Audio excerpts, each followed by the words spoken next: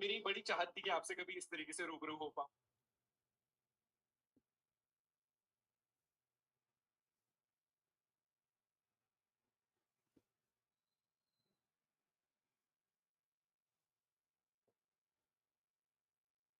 मेरी बड़ी चाहत थी कि आपसे कभी इस तरीके से रूबरू हो पाऊं।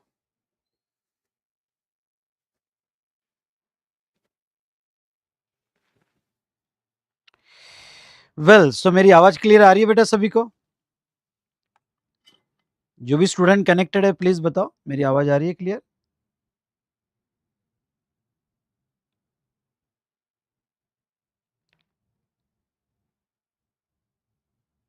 Good evening to all of you.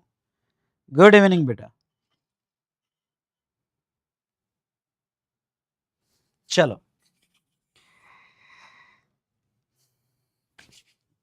Start करें। ओके सो हेलो दोस्तों, कैसे हो आप सभी लोग? आई होप आप बहुत अच्छे होंगे। तो चलिए आज के सेशन की शुरुआत करते हैं पॉजिटिव एनर्जी के साथ। एक लंबी सांस लो और कहो जो भी हुआ अच्छा हुआ, और जो भी होगा बहुत अच्छा होगा। तो चलिए बेटा, ओके हमारा रैपिड रिवीजन।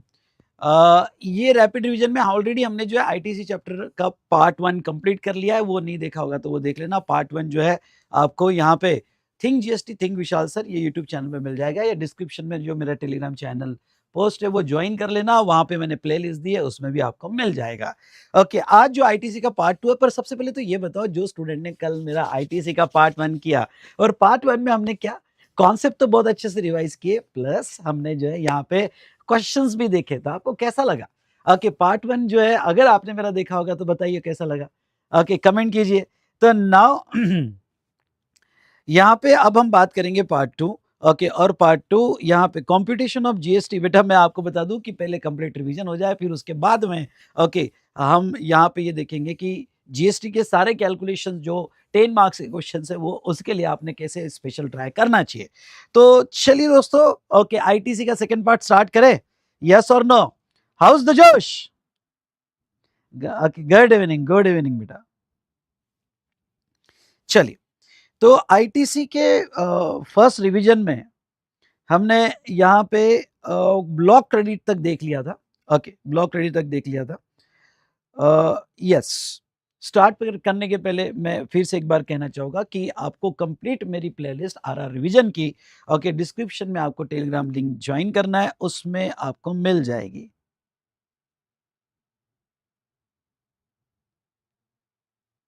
ठीक है,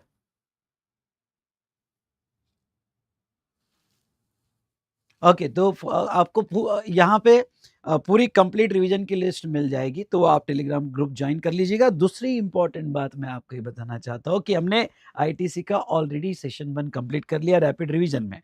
तीसरा मेरा फास्ट ट्रैक प्रैक्टिस बैच जो है, जिसको अगर प्रेजेंटेशन स्किल इंप्रूव करना है जीएसटी में, तो उसके लिए वो एक 45 आवर्स का बैच है, वो भी वो ज्वाइन कर सकते हैं। तो चलिए स्टार्ट करते हैं बेटा हमारा input tax credit. Okay last session में हमने जो है यहाँ पे कंप्लीट किया था, and that is block credit. ध्यान सुनिएगा, ब्लॉक क्रेडिट, और उसमें हमने स्पेशली डिस्कस किया था मोटर व्हीकल। तो मोटर व्हीकल यहाँ पे मोटर व्हीकल का क्रेडिट आपको नहीं मिलता है, लाइक वेसल और एयरक्राफ्ट इसका भी क्रेडिट आपको नहीं मिलता है। चलिए ब्लॉक क्रेडिट में अब सेकंड आ जाते हैं। तो फर्स्ट वाला पार्ट हमने कंप्लीट कर लिया था। ओके सेकंड आ जाते हैं पार्ट बी में। ओके तो 17(5)(b) ये याद रखना सभी लोगों ने। तो 17(5)(b) अगर हम बात करें तो ब्लॉक क्रेडिट में क्या आएगा, तो यहाँ पे देखो फूड और ब्यूरेजेस, अब कैटेगरी देखना। ओके फूड और beverages, outdoor catering, beauty treatment, health services, cosmetic plastic surgery, life insurance and health insurance services, leasing renting और leasing renting of ineligible motor vehicle. एक एक चीज ध्यान दो। ओके समझ लो, जैसे मैंने फर्स्ट सेशन में आपको बताया था प्रॉफिट एंड लॉस अकाउंट की डेबिट साइड। ओके तो प्रॉफिट एंड लॉस अकाउंट के डेबिट साइड में अगर आपको फूड और ब्यूरेजेस के एक्सपेंसेस दिखे, अब फूड और ब्यूरेजेस के एक्सपेंसेस आपको दिखे मतलब क्या, बहुत सी बार जो है आपने फूड मंगवाया, पार्टी एक्सपेंसेस जिसमें फूड और ब्यूरेजेस के एक्सपेंसेस है, उसके आईटीसी आपको नहीं दिए जाएंगे। ओके तो हाँ, गवर्नमेंट का स्पेशली ये जो है गवर्नमेंट ये मानती है कि ये एम्प्लॉय के लिए है और ये एम्प्लॉय के लिए, तो आपको उसके आईटीसी नहीं दिए जाएंगे। थोड़ा मैं ओके कल का जो हमारा डिस्कशन था और हमने बेस लिया था प्रॉफिट एंड लॉस अकाउंट के बेस पर मैं वो ओपन करूंगा तो आपको समझना थोड़ा आसान जाएगा। चलिए, तो यस, हमने ओपन किया था, ये आपका trading and profit and loss account है। तो यहाँ पे ये जो प्रॉफिट एंड लॉस अकाउंट में आपके इनडायरेक्ट एक्सपेंसेस होते हैं, समझ लो ये एक्सपेंसेस में आपने कुछ परचेसेस फूड और ब्यूरेजेस की एग्जांपल लो, फूड और ब्यूरेजेस की किया तो उसके क्रेडिट आपको नहीं मिलेंगे। ठीक है, दूसरा वो क्या कहते हैं, दूसरा वो यहाँ पे ये कहते हैं कि यस, सेकेंड वन आपका आउटडोर कैटरिंग, मतलब कोई कैटरिंग बिल होगा। बहुत सी बार आपको ओके क्या बिजनेस में पार्टी हुआ, सेमिनार हुआ, ओके एम्प्लॉय पार्टी हुआ और कैटरिंग का बिल होगा, तो आपके प्रॉफिट एंड लॉस अकाउंट में अगर कैटरिंग खर्चा है तो कैटरिंग का खर्चे में आपको आईटीसी नहीं दिया जाएगा। ओके, नेक्स्ट वो क्या कहते हैं यहाँ पे, ब्यूटी ट्रीटमेंट। अब ब्यूटी ट्रीटमेंट आप क्यों खरीदोगे, for the purpose of business. अब एक चीज ध्यान रखना, इवन दो आपने ये बिजनेस पर्पस के लिए परचेस किया होगा तो भी आपको आईटीसी नहीं दिया जाएगा। ओके, ब्लॉक क्रेडिट मतलब block credit, even though for business, ये चीज ये ट्रिगर पॉइंट है, बिजनेस के लिए यूज भी किया तो भी आपको आईटीसी नहीं दिया जाएगा। तो ब्यूटी ट्रीटमेंट, ब्यूटी ट्रीटमेंट अगर आपके प्रॉफिट एंड लॉस अकाउंट, समझ लो ये आपका प्रॉफिट एंड लॉस अकाउंट है और इसके डेबिट साइड में ब्यूटी ट्रीटमेंट होगा, ओके, तो आपको आईटीसी नहीं दिया जाएगा। ओके, ये समझ में आया। अब दोस्तों यहाँ पे ये ब्यूटी ट्रीटमेंट के खर्चे क्यों होते हैं बिजनेस में, समझ लो आप फिल्म प्रोड्यूसर हो, अब फिल्म प्रोड्यूसर का प्रॉफिट एंड लॉस अकाउंट बन रहा है तो ब्यूटी ट्रीटमेंट के तो खर्चे हो गए ना, या फिर फैशन डिजाइनिंग कंपनी है और ब्यूटी ट्रीटमेंट के खर्चे हो गए, तो वो जो आपके एक्सपेंसेस हुए उसके आईटीसी आपको नहीं दिए जाएंगे। Done done done done. उसके बाद में यहाँ पे हेल्थ रिलेटेड, ये गलती से हेल्थ दिया है, हेल्थ रिलेटेड सर्विसेज, अगर हेल्थ रिलेटेड सर्विसेज है तो उसके आईटी से आपको नहीं मिलेंगे। बहुत सी कंपनी ओके, जैसे यहाँ पे बड़े बड़े कॉर्पोरेट कंपनी होती है, वी स्मार्ट भी ले लो, कोई एम्प्लॉय का हेल्थ रिलेटेड एक्सपेंसेस हुआ, ओके, या हेल्थ रिलेटेड कोई सारे डायरेक्टर एम्प्लॉय या स्टाफ का हमने चेकअप करवाया तो हेल्थ रिलेटेड सर्विस होगा तो उसका भी आईटीसी अगर आपने डेबिट किया होगा for the purpose of business तो भी आईटीसी नहीं मिलेगा। कॉस्मेटिक और प्लास्टिक सर्जरी होगी, okay, again fashion designing, film producer वगैरह कॉस्मेटिक और प्लास्टिक ओके सर्जरी वगैरह करवाएगा तो उसका आपको आईटीसी नहीं मिलेगा। द वेरी इंपॉर्टेंट पॉइंट जो आपको एग्जाम में पूछा जाता है और वो है health, okay, life insurance and health insurance. Okay, ये एक्सपेंसेस तो होता ही है, यानी समझ लो ये मेरा प्रॉफिट एंड लॉस अकाउंट है, बहुत से अपने एम्प्लॉइज का, डायरेक्टर का आप इंश्योरेंस निकालते हो। अब इंश्योरेंस में लाइफ इंश्योरेंस होता है या हेल्थ इंश्योरेंस होता है, तो लाइफ सॉरी बेटा, तो लाइफ इंश्योरेंस या हेल्थ इंश्योरेंस होगा तो वो केस में यहाँ पे जो है उसका भी आईटीसी आपको नहीं दिया जाएगा। तो देखो जब भी आप प्रॉब्लम सॉल्व करते हो ना तो प्रॉब्लम सॉल्व करते वक्त आपको सोचना क्या है, आपको प्रॉब्लम सॉल्व करते वक्त ये सोचना है कि जैसा मैंने लास्ट सेशन में कहा था कि सारे गुड्स और सर्विसेज, फिर वो ट्रेडिंग के हो, प्रॉफिट एंड लॉस अकाउंट के हो या बैलेंस शीट के परचेसेस हो, अगर कोई गुड्स खरीदा होगा और जीएसटी में परचेस किया होगा तो आपको आईटीसी दे दिया जाएगा और आपको आईटीसी मिल जाएगा। क्लियर? ओके, तो ये जो आईटीसी आपको दिया, लेकिन ब्लॉक क्रेडिट में ओके कुछ फ्लैग्स है, जैसे पहला फ्लैग मोटर व्हीकल का है, दूसरा रेड फ्लैग क्या है तो यहाँ पे वेसल और एयरक्राफ्ट का है, तीसरा रेड फ्लैग क्या है, ओके, तो तीसरा ये जो प्रॉफिट एंड लॉस अकाउंट के कुछ खर्चे है इसके क्रेडिट गवर्नमेंट आपको नहीं देना चाहेगी। Okay, done done done done. ये समझा क्या आपको, ये समझा क्या बेटा, प्लीज बताओ, यहां तक समझा होगा तो फटाफट वन टाइप करो।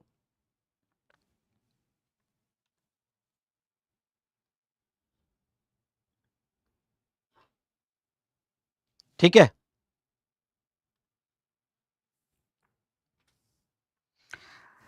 नाउ नेक्स्ट वाला पॉइंट कभी कभी एग्जाम में एक एक मार्क के एडजस्टमेंट के लिए आ जाता है। अब नेक्स्ट वाला पॉइंट क्या कहते हैं, वो leasing renting of ineligible motor vehicle, ये मैंने ऊपर भी कवर किया है, ये वाला यहाँ पे देखो, लीजिंग हायरिंग रेंटिंग। ओके, अब इन एलिजिबल मोटर व्हीकल मतलब क्या है, इस लाइन का मीनिंग समझ लो। हमने कल ये देखा था कि मोटर व्हीकल जो है ओके यहाँ पे नॉर्मली क्रेडिट कब अलाउड नहीं है और कब कब क्रेडिट अलाउड है, तो हमने इसको 2 स्टार दिए थे, एक सिंगल स्टार और एक डबल स्टार। ठीक है, तो अब देखो यहाँ पे जो सिंगल स्टार वाला है, मतलब ओके एग्जाम्पल लो जिसकी सीटिंग कैपेसिटी 13 से कम है और नॉर्मली तुमने परचेस किया होगा तो उसका आईटीसी आपको नहीं मिलता है। तो जो इन एलिजिबल मोटर व्हीकल है, ओके, अगर ये मोटर व्हीकल आप लीज पे लेते हो, रेंट पे लेते हो, हायरिंग पे लेते हो तो आपको आईटीसी नहीं दिया जाएगा। ओके, ये क्लॉज बी में दिया था जो मैंने ऊपर ही आपका कवर कर लिया है। ओके, तो यहाँ पे leasing, renting and renting of ineligible motor vehicle vessel और एयरक्राफ्ट, तो उसका आईटीसी नहीं मिलेगा। तो ये services even though use in the business, एक बार मेरे साथ बोलो, even though use in the business, इसके आईटीसी आपको नहीं दिए जाएंगे। Done, clear. नाउ अब देखो यहाँ पे इन्होंने एक एक्सेप्शन दिया, और ये एक्सेप्शन ध्यान रखना, ये एक्सेप्शन क्या दिया है, ओके, अगर आपने ये जो गुड्स और सर्विसेज जो क्लॉज बी में ब्लॉक क्रेडिट में दी है, ये गुड्स और सर्विसेज आपने making outward supply of same category of goods और सर्विसेज, तो आपको आईटीसी दिया जाएगा। इनडायरेक्टली ये क्या कहना चाहते हैं मैं आपको बताना चाहूंगा। पहले तो अगर आपने same category of outward supply के लिए यूज किया, या आपने कंपोजिट या मिक्स सप्लाई के लिए यूज किया, ओके, तो कंपोजिट या मिक्स सप्लाई के लिए यूज किया, तो ऐसे सिचुएशन में आपको जो है आईटीसी दे दिया जाएगा। थोड़ा इसको और अच्छे से समझते हैं, ओके, और ये आपको आपके ट्रेडिंग और प्रॉफिट एंड लॉस अकाउंट से समझ में आएगा। देखो समझ लो आपने, ओके, जब आप कोई एग्जांपल लो फूड और ब्यूरेजेस, आप फूड और ब्यूरेजेस जब खरीदते हो, तो समझ लो आपने कोई फूड और ब्यूरेजेस आइटम खरीदा, ओके, ब्यूरेजेस आइटम खरीदा, जैसे हल्दीराम्स के ओके ईटेबल्स है, हल्दीराम्स के ईटेबल खरीदे, अमूल के ईटेबल्स खरीदे, ओके, फूड और ब्यूरेजेस आपने खरीदा। अब आपका फूड और ब्यूरेजेस क्या है, अगर आपका ये इनडायरेक्ट एक्सपेंसेस है, क्यों, क्योंकि आपने वो बिजनेस के अंदर यूज किया, और आपने लिखा कि भाई पार्टी हुई, फूड का खर्चा लगा, एम्प्लॉय के लिए फूड का खर्चा लगा, ओके, या फिर ओके इनसाइड हमारा स्टूडेंट का पार्टी हुआ, फूड का खर्चा लगा। अगर ये आपके इनडायरेक्ट एक्सपेंसेस है, ओके, और यहां खर्चा लगा होगा, तो आपको आईटीसी नहीं दिया जाएगा, आपको आईटीसी नहीं दिया जाएगा।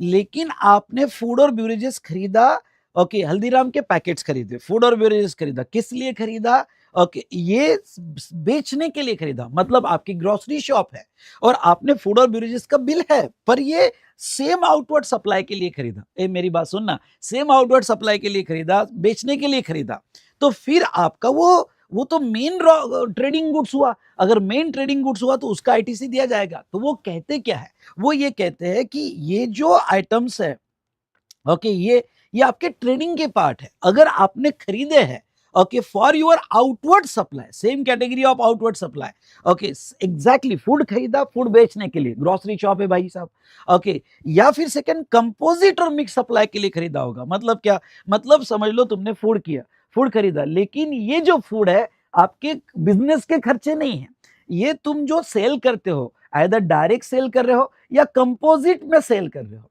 यानी तुम्हारे आउटवर्ड के साथ सेल कर रहे हो, कंपोजिट या मिक्स सप्लाई, दोनों भी कवर किया है। कंपोजिट और मिक्स सप्लाई में सेल कर रहे हो। सर एग्जांपल बताओ ना, रेस्टोरेंट वाला है, रेस्टोरेंट वाले ने फूड खरीदा, सुनो, रेस्टोरेंट वाले ने फूड खरीदा। अब ये रेस्टोरेंट वाले ने जब फूड खरीदा, ध्यान सुनना, और ये जो फूड खरीदा, ओके, वो उसका कंपोजिट सप्लाई में यूज करता है भाई उसने, ओके, यहाँ पे जब आपको यहाँ समझ लो कोई गुड्स बना के दिया, ओके, जैसे आइसक्रीम है, आइसक्रीम के लिए उसने कोई ईटेबल्स खरीदे होंगे और आपको कंपोजिट करके आइसक्रीम दिया, ओके, तो वो केस में अगर वो एज अ कंपोजिट सप्लाई या कोई फूड बना के दिया, कंपोजिट सप्लाई या मिक्स सप्लाई में यूज करता है, तो उसको आईटीसी दिया जाएगा। मतलब क्या, मतलब ये देखो कि अगर वो फूड खरीदता है, डायरेक्ट सेल खरीद करता है, या कंपोजिट का पार्ट बनाता है, या मिक्स का पार्ट बनाता है, पर अपने धंधे में यूज कर रहा है, आउटवर्ड में यूज कर रहा है, तो फिर वो उसको आईटीसी दे दिया जाएगा। लेकिन अगर वो फूड खरीद रहा है और उसके इनडायरेक्ट एक्सपेंसेस है और प्रॉफिट एंड लॉस अकाउंट को डेबिट किया, तो उसको आईटीसी नहीं दिया जाएगा। ए भाई साहब, समझा क्या, समझा होगा तो कमेंट जरूर कीजिएगा, लाइक जरूर कीजिएगा, और यहाँ पे 1 टाइप कीजिएगा जो मेरे साथ लाइव कनेक्टेड है। ये हुई ना बात। ओके, तो ये था रिगार्डिंग टू यहाँ पे ब्लॉक क्रेडिट में हमने जो देखा कि यहाँ अगर ये सर्विसेज खरीदी for same category of outward supply या मिक्स सप्लाई। सर ये बताओ ना ब्यूटी ट्रीटमेंट में कैसा, अब समझ लो, ओके, आप जो है कोई ब्यूटी पार्लर वाले का, okay, Hina beauty parlour, okay, Hina beauty parlour का आप जो है यहाँ पे trading and profit and loss account बना रहे हैं। अब उसका आउटवर्ड ही ब्यूटी ट्रीटमेंट है, और आउटवर्ड ब्यूटी ट्रीटमेंट के लिए, क्योंकि भाई बिजनेस ही ब्यूटी ट्रीटमेंट का है, उसने किसी ओके दूसरे का ब्यूटी ट्रीटमेंट का सर्विस लिया, ऐसे कैसे सर? दूसरे का सब कॉन्ट्रैक्टर, उसके पास बहुत क्लाइंट आ गए, आज आप उसके एम्प्लॉय कम पड़ रहे हैं, तो उसने दूसरे एक छोटा सा ब्यूटी पार्लर वाली थी, उसको कॉल किया, देख यार मेरे पास आज बहुत सारे एम्प्लॉय है ना, सॉरी बहुत सारे क्लाइंट्स है ना, और मेरे पास एम्प्लॉय नहीं है, प्लीज तू मुझे आज सर्विस दे सकती है क्या? मतलब सब कॉन्ट्रैक्टर। ओके, उसने सब कॉन्ट्रैक्ट किया। उसने कहा हाँ मैं 2 घंटे, वो उसकी एम्प्लॉय नहीं है जिसको बुलाया जा रहा है, वो कह रही है कि भाई 2 घंटे के लिए मैं आऊंगी और 2 घंटे के मेरे इतने चार्जेस हो गए, तो आजा भाई, मेरे क्लाइंट कहाँ से छोड़ू, तू जल्दी आजा आज। ओके, तो उसको पेमेंट किया, पर उसके सर्विस उसने बिजनेस के अंदर यूज नहीं किया, उसने उसके आउटवर्ड के लिए यूज किया। अगर उसके आउटवर्ड के लिए यूज किया ना, तो भाई साहब आईटी से तो दे दिया जाएगा ना, समझा क्या? डंडन डंडन, ये हुई ना बात। ओके, तो ये जो है ना भाई, ओके, ये हमने देखा कि सेम आउटवर्ड सप्लाई या कंपोजिट और मिक्स सप्लाई के लिए यूज किया जा रहा है।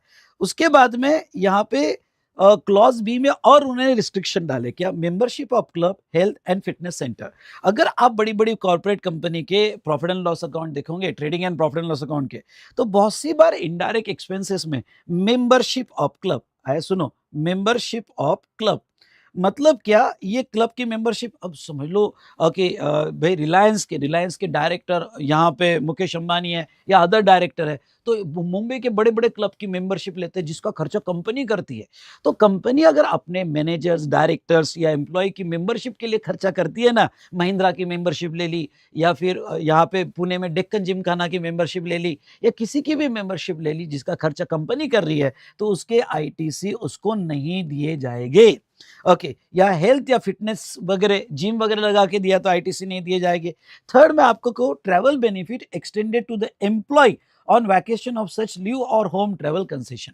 अब थोड़ा यहाँ पे ये देख लो, जैसे बिकॉज आईटीसी अगर आपको समझना है ना, तो एक प्रॉफिट एंड लॉस अकाउंट से ये आईटीसी बहुत अच्छे से समझाया जा सकता है। इसलिए जब भी आईटीसी के क्वेश्चन आप इमेजिन करो ना, एक छोटा सा ट्रिकी पॉइंट जो मैं रेगुलर क्लास में कहता हूँ और एक मंत्र देता हूँ आपको, जब भी आईटीसी की एडजस्टमेंट करोगे तो आईटीसी देखना कि भाई पहले तो जब भी कोई जीएसटी का प्रॉब्लम सॉल्व करोगे तो profit and loss account imagine करना, और हर ट्रांजेक्शन को देखना, जैसे मैं आगे आपको बताऊंगा, आउटवर्ड और इनवर्ड।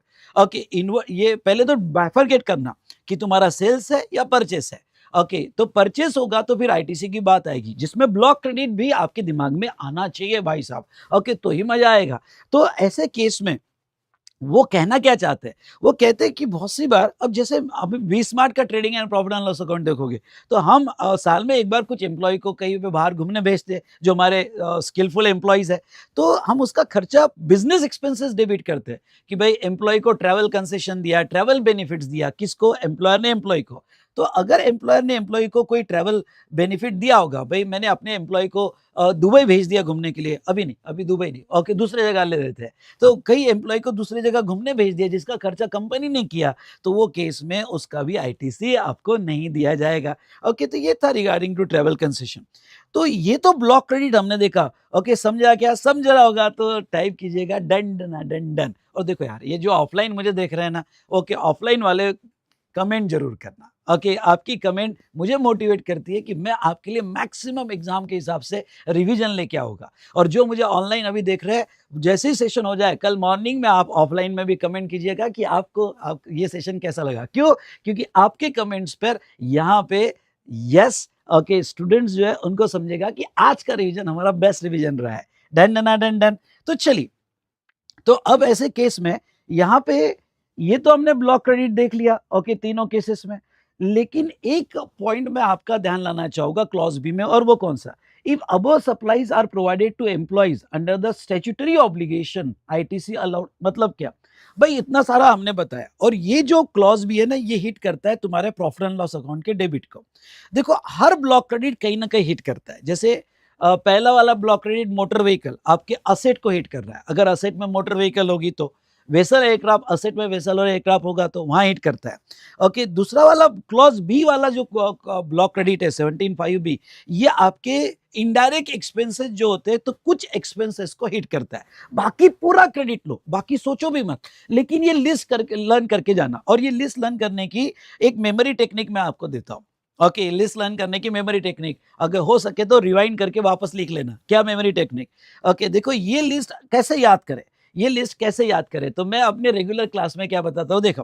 ओके भाई, मैंने और उसने बाहर कहीं जाकर फूड ब्यूरेजेस, मतलब कहीं रेस्टोरेंट में जाके कुछ खाने का प्लान किया, मैंने और उसने कहीं बाहर जाके खाने का प्लान किया, बाहर जाके यानी आउटडोर कैटरिंग। तो हमने कुछ खाने का प्लान किया आउटडोर बाहर जाके, वो तैयार हुई, ब्यूटी ट्रीटमेंट, हेल्थ सर्विसेज, मैं भी तैयार हुआ। ओके, उसने कॉस्मेटिक लगाया। तो एक बार फिर से हमने कुछ खाने का प्लान किया बाहर जाके, आउटडोर कैटरिंग, वो तैयार हुई, मैं भी जिम गया, हेल्थ सर्विसेज, भाई उसने कॉस्मेटिक लगाया, और हमने लाइफ में साथ में रहने का वादा किया, और हम जो है ओके कैब लेके कहीं बाहर चले गए। तो ऐसी कोई मेमोरी टेक्निक बना लेना जिससे आपको सारी ओके यहाँ पे याद ये सारी ब्लॉक क्रेडिट वाली एक्टिविटी याद आ जाएगी। Done done done done. So ये था जहां तक है। अब एक सवाल पूछा है कि सर, मतलब दिमाग में आ सकता है आपके कि डायरेक्टर्स ट्रैवलिंग एक्सपेंसेस डायरेक्टर अगर एम्प्लॉय होगा, सुनना, डायरेक्टर अगर एम्प्लॉय होगा और वो लीव ट्रैवल कंसेशन पे होगा या ट्रैवल बेनिफिट्स पे होगा तो नहीं, अदरवाइज डायरेक्ट नॉर्मली डायरेक्टर जो ट्रैवलिंग करता है उसके क्रेडिट आपको अलाउ कर दिए जाएंगे। तो चलिए, ये था रिगार्डिंग टू कि क्लॉज बी आपको कैसे याद करना है। लेकिन अब एक पॉइंट समझ लो, अगर ऊपर दिए हुए एक्सपेंसेस, ध्यान सुनना, अगर ऊपर दिए एक्सपेंसेस यहाँ पे अंडर स्टैट्यूटरी ऑब्लिगेशन हो गए, अब एग्जांपल के तौर पे आपने फूड दिया पर अंडर स्टैट्यूटरी ऑब्लिगेशन दिया, as per factory act canteen आपको देना जरूरी है। ओके, अगर कुछ लिमिट से ज्यादा एम्प्लॉय होगी और कैंटीन में आपने फूड दिया और अंडर स्टैट्यूटरी ऑब्लिगेशन दिया होगा तो आपको आईटीसी दे दी जाएगी, या ये स्टैट्यूटरी ऑब्लिगेशन में दिया तो आईटीसी दे दी जाएगी, ये स्टैट्यूटरी ऑब्लिगेशन में दिया तो आपको आईटीसी दे दिया जाएगा। तो ये था बेटा अंडर स्टैट्यूटरी ऑब्लिगेशन। चलो, तो ये क्लॉज बी हमने यहाँ पे कंप्लीट किया। उसके बाद में आते हैं क्लॉज सी पर।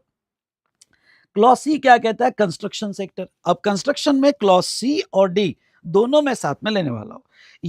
ये ब्लॉक क्रेडिट कहां हिट करता है, एक बार फिर से मेरे साथ। ओके, आईटीसी को कैसे देखना? पहला थॉट, ऑल गुड्स और सर्विसेज, वो आपके परचेसेस ट्रेडिंग के हो या इनडायरेक्ट हो, ओके, या असेट के हो, तुमने जीएसटी में परचेस किया, आपको आईटीसी दे दिया जाएगा। ये मैंने कल बहुत अच्छे से समझा आपको। पहला थॉट ये रखना। दूसरा थॉट यह है कि ब्लॉक क्रेडिट, जहां ब्लॉक किया है वहां आईटीसी नहीं मिलेगा, ब्लॉक क्रेडिट लर्न करना पड़ेगा। तो हमने क्लॉज ए, तो पहला मोटर व्हीकल असेट पे हिट करता है, वेसल और एयरक्राफ्ट असेट पे हिट करता है। ओके, दूसरा मैंने आपको ये कहा कि क्लॉज बी में कुछ इनडायरेक्ट एक्सपेंसेस फूड वगैरह के आपको आईटीसी नहीं दिए जाएंगे। अब क्लॉज सी हिट करता है यहाँ पे। ओके, ये लैंड एंड बिल्डिंग या इमूवेबल प्रॉपर्टी या कोई इमूवेबल प्रॉपर्टी, तो यहां हिट करता है। सर थोड़ा बताओ ना क्या।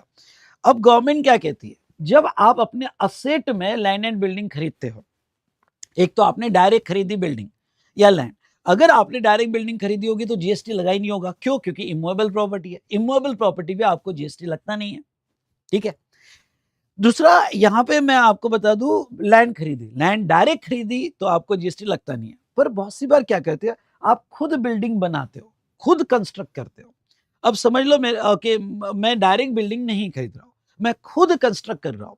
अगर मैं खुद कंस्ट्रक्ट कर रहा हूं ना, तो यहां पे ओके, इसके लिए आप बहुत सी परचेसेस करोगे, बहुत सारे ओके वर्क्स कॉन्ट्रैक्ट दोगे। अब वर्क्स कॉन्ट्रैक्ट मतलब क्या कि भाई आप कोई कॉन्ट्रैक्टर कहोगे, देखिए तेरा ही गुड्स तेरी ही सर्विस। वर्क्स कॉन्ट्रैक्ट मतलब गुड्स प्लस सर्विस का कॉन्ट्रैक्ट।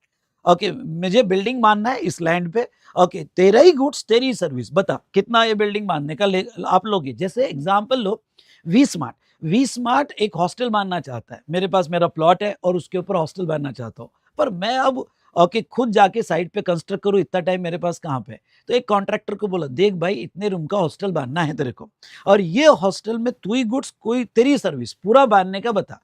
मैंने उससे वर्क्स कॉन्ट्रैक्ट सर्विस लिया। अब ये works contract service goods plus service का है, जो मेरी इमूवेबल प्रॉपर्टी का है। अब ये जो वर्क्स कॉन्ट्रैक्ट सर्विस मैं यहाँ पे ले रहा हूँ गुड्स प्लस सर्विस का, ओके, समझ लो मेरा हॉस्टल पूरा 30 करोड़ में बांध के दे रहा है। अब वो जो हॉस्टल मेरा है वो 30 करोड़ में बांध के दे रहा है यहाँ पे। ओके, तो ये जो वर्क प्लस जीएसटी भी लगाएगा, क्यों? क्योंकि वर्क्स कॉन्ट्रैक्ट सर्विस है, मुझे कंस्ट्रक्ट करके दे रहा है, गुड्स भी उसका ही है। तो अब ये जो है मैं अपने बुक्स में कैपिटलाइज कर दूंगा, क्योंकि बिल्डिंग का कैपिटलाइज करूंगा, इतना तो अकाउंटिंग आपको पता है। सवाल ये है कि जो मुझे वर्क्स कॉन्ट्रैक्ट सर्विस पे जीएसटी लग के आया, क्या मैं उसका आईटीसी ले सकता हूं क्या? तो मैं आपको ये बात बताना चाहता हूं, नहीं, आप उसका आईटीसी नहीं ले सकते। ओके, अरे सर पर बिजनेस के लिए यूज हो रहा है, नहीं ले सकते। तो डिफरेंस समझ लो, मैं डायरेक्ट बिल्डिंग खरीदता तो जीएसटी लगता ही नहीं, मैंने बिल्डिंग बनाई, कंस्ट्रक्ट की, उसके लिए वर्क्स कॉन्ट्रैक्ट सर्विस लिया। ओके, तो वो कहते हैं कि वो वर्क्स कॉन्ट्रैक्ट सर्विस का आपको आईटीसी नहीं दिया जाएगा। ए भाई, ओके समझा होगा तो सी टाइप करो। ओके, समझा होगा तो सी टाइप करो। तो वर्क्स कॉन्ट्रैक्ट सर्विस का आप आईटीसी नहीं ले सकते if use for construction of immovable property, वहां हिट मारा उन्होंने। ओके, इमूवेबल प्रॉपर्टी की नहीं ले सकते even though use in the business. Block credit मतलब ब्लॉक क्रेडिट। चलो, अब मैंने समझ लो वर्क्स कॉन्ट्रैक्ट नहीं दिया। ओके, एक तो क्या पूरा वर्क्स कॉन्ट्रैक्ट दे दिया होगा। अब सेकंड, मैंने वर्क्स कॉन्ट्रैक्ट नहीं दिया। ओके, बिल्डिंग कंस्ट्रक्ट करने के लिए मैंने गुड्स खरीदे और मैंने सर्विसेज खरीदी। अब बिल्डिंग कंस्ट्रक्शन के लिए मैंने क्या खरीदा, मैंने सीमेंट खरीदा होगा, मैंने ब्रिक्स खरीदा होगा, सीमेंट ब्रिक्स वगैरह सब खरीदा होगा। तो अगर मैंने सीमेंट ब्रिक्स वगैरह सब खरीदा होगा, यहाँ पे सीमेंट पर अंबुजा सीमेंट से सीमेंट खरीदा, जीएसटी लग के आया होगा। मैंने यहाँ पे ब्रिक्स खरीदे, उस पर जीएसटी लग के आया होगा। जो बिल्डिंग कंस्ट्रक्शन के लिए मैंने खिला भी, नेल्स, ओके, मैंने खिला भी खरीदा होगा और use for construction of my immovable property, तो वो सारी परचेसेस सेपरेटली गुड्स खरीदा होगा, हार्डवेयर शॉप पे जाके और कुछ खरीदा होगा, या कोई मैंने सर्विस ली होगी, आर्किटेक्ट सर्विस ली है, कॉन्ट्रैक्टर सर्विस ली है, या जो भी दुनिया भर की सर्विसेज मैंने ली होगी। अगर ये मैं कंस्ट्रक्शन ऑफ इमूवेबल प्रॉपर्टी के लिए लेता हूं तो मुझे किसी भी गुड्स और किसी भी सर्विस के आईटीसी नहीं मिलेंगे। ओके, तो यहाँ पे कोई भी गुड्स और कोई भी सर्विसेज के आईटीसी मुझे यहाँ पे नहीं दिए जाएंगे। Done done done done. तो वो क्या कहते हैं, आपने गुड्स प्लस सर्विस का वर्क्स कॉन्ट्रैक्ट से अपनी बिल्डिंग इमूवेबल प्रॉपर्टी बनाई होगी, या आपने गुड्स और सर्विसेज से अपनी इमूवेबल प्रॉपर्टी बनाई होगी, आपको ITC construction of immovable property का नहीं दिया जाएगा। ITC not allowed other than plant and machinery. अब एक बात समझ लो, हाँ, लेकिन अगर आप यहाँ पे प्लांट एंड मशीनरी के लिए, सुनना, प्लांट एंड मशीनरी के लिए अगर आप यहाँ पे वर्क्स कॉन्ट्रैक्ट या कोई गुड्स खरीदते हो, वो प्लांट एंड मशीनरी के लिए होगा तो आईटीसी दिया जाएगा। मतलब क्या, मतलब वो कहते हैं कि ये देखो तुम्हारे असेट साइड में, अब ये तुम्हारी बैलेंस शीट है, तुम्हारे असेट साइड में प्लांट एंड मशीनरी भी लिखी होती है। अब कभी कभी प्लांट एंड मशीनरी मूवेबल होती है, कभी कभी मूवेबल होती है। अब एग्जांपल यहाँ पे मैं थोड़ा और डीप में लेके जाऊं, भाई साहब ये रैपिड रिवीजन है पर मैं ये इन डेप्थ में ही ले रहा हूं। अगर आपको यहाँ पे ये रिवीजन से कॉन्सेप्ट क्लैरिटी मिल रही होगी तो फटाफट सीएल टाइप करो और आपकी कमेंट जरूर देना। अब देखो ये प्लांट एंड मशीनरी जो है, यहाँ पे प्लांट एंड मशीनरी जब आप कैपिटलाइज करते हो तो दो टाइप की प्लांट एंड मशीनरी होती है, एक तो मूवेबल होती है। ओके, एक प्लांट एंड मशीनरी मूवेबल होती है और एक इमूवेबल होती है। इमूवेबल भी प्लांट एंड मशीनरी होती है। समझ लो कोई फैक्ट्री में स्टोरेज टैंक होगा, इमूवेबल होगा। कोई बड़ी मशीनरी जो यहाँ पे मैन्युफैक्चरिंग कर रही है पर इमूवेबल है, अटैच टू द अर्थ है। तो जो मूवेबल प्लांट एंड मशीनरी है, ओके, नो डाउट उसका तो सवाल ही नहीं आएगा, वो तो ओके गुड्स का ही पार्ट माना जाएगा, उसके तो आईटीसी मिलते हैं। ये वो बात कर रहे हैं कि जो प्लांट एंड मशीनरी आपने खरीदा immovable, immovable plant and machinery factory में बनाया, फैक्ट्री में बनाया, बहुत से स्टोरेज टैंक फैक्ट्री में बनते हैं, बड़े बड़े स्ट्रक्चर फैक्ट्री में बनते हैं और वो इमूवेबल होते हैं, ओके, मैन्युफैक्चरिंग के लिए, पर वो बिल्डिंग नहीं है, वो प्लांट एंड मशीनरी है। और ये इमूवेबल प्लांट एंड मशीनरी के लिए आपने वर्क्स कॉन्ट्रैक्ट सर्विस दी होगी, या इमूवेबल प्लांट एंड मशीनरी के लिए कोई गुड्स खरीदा होगा या सर्विस आपने खरीदी होगी। तो आपने वर्क्स कॉन्ट्रैक्ट सर्विस दी या कोई गुड्स और सर्विसेज आपने खरीदा, ओके, तो वो प्लांट एंड मशीनरी के आपको आईटीसी मिलेंगे। मतलब अब ये एंट्री को समझ लो, अगर आप कोई भी वर्क्स कॉन्ट्रैक्ट या गुड्स और service construction of immovable property, building नहीं, इमूवेबल प्रॉपर्टी वर्ड है, इमूवेबल मतलब बहुत ज्यादा स्कोप है, कोई भी इमूवेबल प्रॉपर्टी के कंस्ट्रक्शन के लिए खरीदते हो तो आईटीसी नहीं। लेकिन अगर वो immovable property plant and machinery होगी तो आईटीसी दे दिया जाएगा, आईटीसी दे दिया जाएगा। डन डन डन डन, ये हुई ना बात भाई साहब। तो ऐसे केस में प्लांट एंड मशीनरी का आईटीसी आपको दे दिया जाएगा। तो मैंने यहाँ नोट दिया है, क्या नोट दिया है, इफ वर्क्स कॉन्ट्रैक्ट सर्विस और गुड्स और services are purchase for construction of plant and machinery, ITC allow, ITC allow हो जाएगा। चलो, अब इन्होंने जो है एक और पॉइंट दिया जो मैं चाहता हूं कि आप थोड़ा इन डेप्थ लेवल पे पढ़ो। कौन सा पॉइंट दिया मैं आपको बताता हूं। वो कहते हैं कंस्ट्रक्शन ऑफ इमूवेबल प्रॉपर्टी। अब देखो, जब आप profit and loss account balance sheet, sorry, आप बैलेंस शीट बनाते हो तो बहुत सी बार जो बिल्डिंग है, बिल्डिंग कंस्ट्रक्शन के लिए तो नहीं मिलेगा, पर बहुत सी बार उसका रिपेयर करते हैं, मेंटेनेंस करते हैं, okay expenses, repair maintenance renovation करते हैं तो उसके भी खर्चे लगते हैं। तो रिपेयर मेंटेनेंस रिनोवेशन के जो खर्चे लगे हैं, ओके, और वो हमने कैपिटलाइज किए हैं। अब कैपिटलाइज किए, अब थोड़ा आगे बढ़ने के पहले ये trading and profit and loss account आप देख रहे हो, समझ लो ये मेरा यहाँ पे रूम है, इमूवेबल प्रॉपर्टी है, एक टाइल्स यहाँ की उखड़ गई, निकल गई। तो अब ये जो टाइल्स निकल गई, तो मैंने एक बंदे को बोला, यार ये टाइल बड़ी खराब दिख रही है, ये टाइल निकल गई, एक ही टाइल से लगा दे। वो बोलेगा सर ठीक है, ओके मैं लगा देता हूँ। तो वो आया और उसने वो टाइल, ओके नई टाइल्स लेके फिट कर दिया। तो उसने 300 रुपए लिए, 300। अब 300 जो है ये बहुत पेटी एक्सपेंसेस है, और वो रिपेयर का खर्चा मैंने यहाँ पे as per accounting policy profit and loss account को डेबिट किया, रेवेन्यू एक्सपेंसेस बता दिया कि भाई 300 रुपए टाइल्स लगाने के लगे, रेवेन्यू एक्सपेंडिचर, पेटी कैश है, कर सकते हो एज पर अकाउंटिंग पॉलिसी। और क्या हुआ कि मैंने ना ओके यहाँ पे उसको बुलाया, और यार ये पूरे रूम का टाइल्स बदल दो, इधर कलर पेंटिंग सब कर दो, रिपेयर मेंटेनेंस करवा दो पूरा, ओके। और मैंने वो खर्चा आया, और पूरा खर्चा जो रिपेयर मेंटेनेंस का है 10 लाख रुपए। तो ऑब्वियस है, अगर आपको अकाउंटिंग का नॉलेज होगा, 300 रुपया और 10 लाख रुपया दुनिया भर का फर्क है। 300 आपका रेवेन्यू एक्सपेंसेस होगा, पर 10 लाख रुपीस आप डेफिनेटली कैपिटलाइज कर दोगे, ओके, वो आपका कैपिटल एक्सपेंसेस है। सही कह रहा हो ना? सही कह रहा हो तो वन टाइप करो। तो लॉ क्या कहता है, अब यहां पे तुम्हारा अंडरस्टैंडिंग क्या है, वो क्या कहता है देखो, अगर आपने reconstruction, renovation, addition, alteration, repairs किया, किसका? इमूवेबल प्रॉपर्टी का, और ये जो है कैपिटलाइज किया होगा, यानी आपने कंस्ट्रक्शन का खर्चा लगा, बिल आया जीएसटी के साथ, रिनोवेशन का खर्चा लगा, बिल आया जीएसटी के साथ, ओके, एडिशन अल्ट्रेशन का खर्चा लगा, बिल आया जीएसटी के साथ, 10 लाख रुपीस का खर्चा लगा जीएसटी के साथ, और वो आपने इमूवेबल प्रॉपर्टी में कैपिटलाइज कर दिया होगा as per accounting principle, GAAP मतलब generally accepted accounting principle, capitalise कर दिया होगा, तो फिर वो आईटीसी नहीं मिलेगा, सॉरी, ओके। अगर आपने कैपिटलाइज कर दिया होगा तो उसका आप वो कंस्ट्रक्शन ऑफ इमूवेबल प्रॉपर्टी माना जाएगा, ओके। तो वो केस में to the extent of capitalise, तो ये केस में आईटीसी नॉट अलाउड, यहां लिख दो आईटीसी नॉट अलाउड, वो कंस्ट्रक्शन ऑफ इमूवेबल प्रॉपर्टी माना जाएगा एंड नॉट अलाउड। लेकिन ये वर्ड बड़ा इंपॉर्टेंट है कि आपने कैपिटलाइज कर दिया। अब मैं एक पॉइंट और आपके ध्यान में लाना चाहूंगा, सर अगर 300 रुपए का खर्चा है और आपने वो रेवेन्यू एक्सपेंडिचर किया, अगर 300 रुपए का खर्चा है और वो रेवेन्यू एक्सपेंडिचर किया होगा तो आईटीसी अलाउड, तो वो केस में आईटीसी अलाउ हो जाएगा। तो कभी कभी अगर इंटर लेवल पे ओके ये एक छोटी सी एडजस्टमेंट आ गई कि भाई रिनोवेशन का खर्चा, रिपेयर का खर्चा, ये जरूर देखना कि वो कैपिटलाइज किया होगा तो आईटीसी नॉट अलाउड, लेकिन रेवेन्यू एक्सपेंडिचर किया होगा तो आईटीसी अलाउ हो जाएगा। चलो, तो ये हमने देखा regarding to construction of immovable property. अब नेक्स्ट पॉइंट पे आ जाते हैं, और नेक्स्ट पॉइंट है बेटा plant and machinery.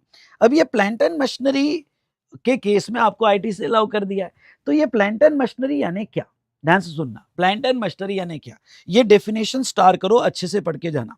Plant and machinery में वो कहते हैं मींस ओके एपरेटस, इक्विपमेंट और मशीनरी।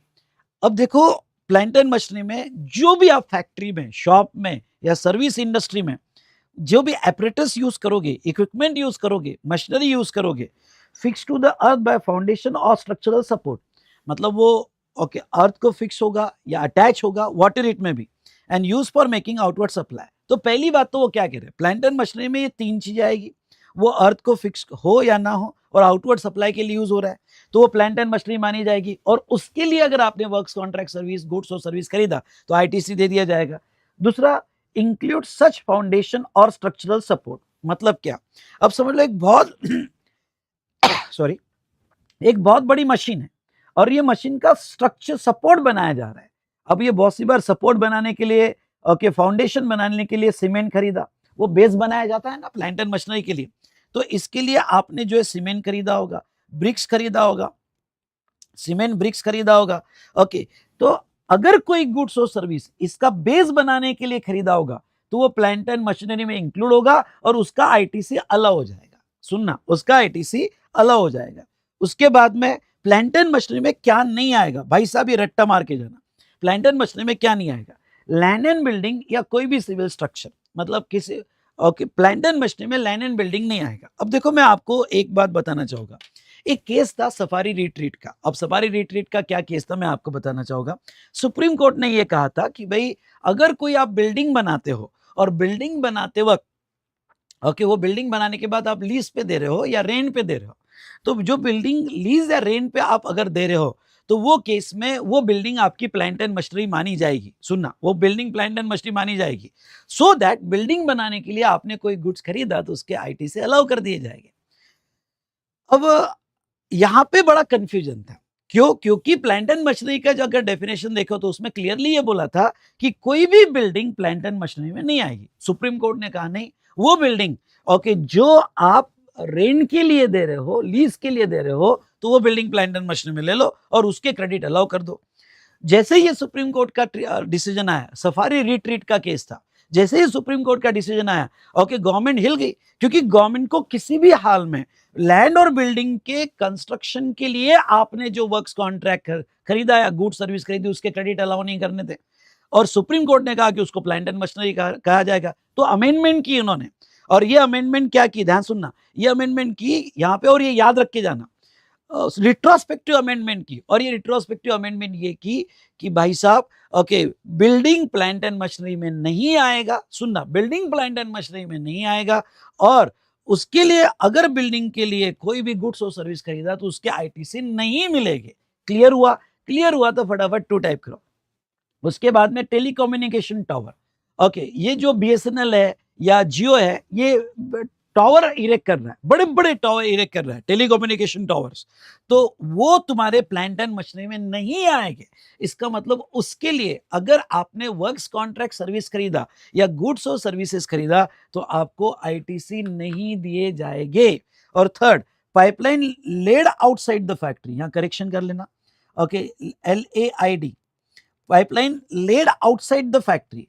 अगर फैक्ट्री के बाहर कोई पाइपलाइन इंस्टॉल हो रही है, होती है ना, ओके भाई साहब फैक्ट्री के बाहर हम ओके रिवर तक हमारा बेस जाने के लिए पाइपलाइन बनाते हैं, पूरा कंस्ट्रक्ट करते हैं पाइपलाइन। अब एक फैक्ट्री थी यहाँ पे पुणे में, अब उसका वेस्ट निकल रहा था, अब रिवर तक वो वेस्ट जाने के लिए उन्होंने 3 किलोमीटर की पाइपलाइन यहाँ पे कंस्ट्रक्ट की। तो जो pipeline laid outside the factory है उसका भी क्रेडिट आपको नहीं मिलेगा, वो प्लांट एंड मशीनरी नहीं माना जाएगा। तो ये 3 चीजें लर्न करके चलना, ये 3 चीजें प्लांट एंड मशीनरी नहीं माना जाएगा और आपको आईटीसी नहीं दिया जाएगा। बाकी तो कुछ इंपॉर्टेंट पॉइंट, आपने वर्क्स कॉन्ट्रैक्ट सर्विस खरीदा फॉर आउटवर्ड वर्क्स कॉन्ट्रैक्ट, मतलब आपका बिजनेस ही वर्क्स कॉन्ट्रैक्ट है, ओके, और उसके लिए आपने वर्क्स कॉन्ट्रैक्ट सर्विस खरीदा होगा तो आईटी अलाउड है। या आपका बिजनेस ही है बिल्डर कंस्ट्रक्शन जो करता है फॉर सेल, मतलब बिल्डिंग बांध रहा है, जो उसका आउटवर्ड बिजनेस है, तो उसके लिए खरीदा तो उसको आईटीसी दिया जाएगा। मतलब क्या, शॉर्ट में अगर कहो कि अगर आप बिल्डर हो और आपका बिल्डिंग बांध के देना ये बिजनेस है, आउटवर्ड है, तो फिर उसके लिए अगर आप सीमेंट खरीदोगे, उसके लिए ब्रिक्स खरीदोगे तो क्रेडिट मिल जाएंगे। पर अगर आपकी बिल्डिंग असेट होगी या इमूवेबल प्रॉपर्टी असेट होगी तो फिर आपको आईटीसी नहीं दिए जाएंगे। ओके, तो ये एक जो ब्लॉक क्रेडिट में एंट्री लोगों को नहीं समझती है, मैंने बहुत डिटेल में और अच्छे से एक्सप्लेन किया। अगर आपको मजा आया होगा तो कहिए done done done done. Okay, तो ये था हमारा कंस्ट्रक्शन सेक्टर। ठीक है, तो कंस्ट्रक्शन सेक्टर के ब्लॉक क्रेडिट मैंने आपको एक्सप्लेन कर दिया। अब आ जाओ फटाफट छोटे छोटे ब्लॉक क्रेडिट देख लेते हैं और फिर आगे बढ़ते हैं। यहां तक सबको क्लियर है? क्लियर है क्या आपको सबको? चलो मैं 1 मिनट पानी ले लेता हूं।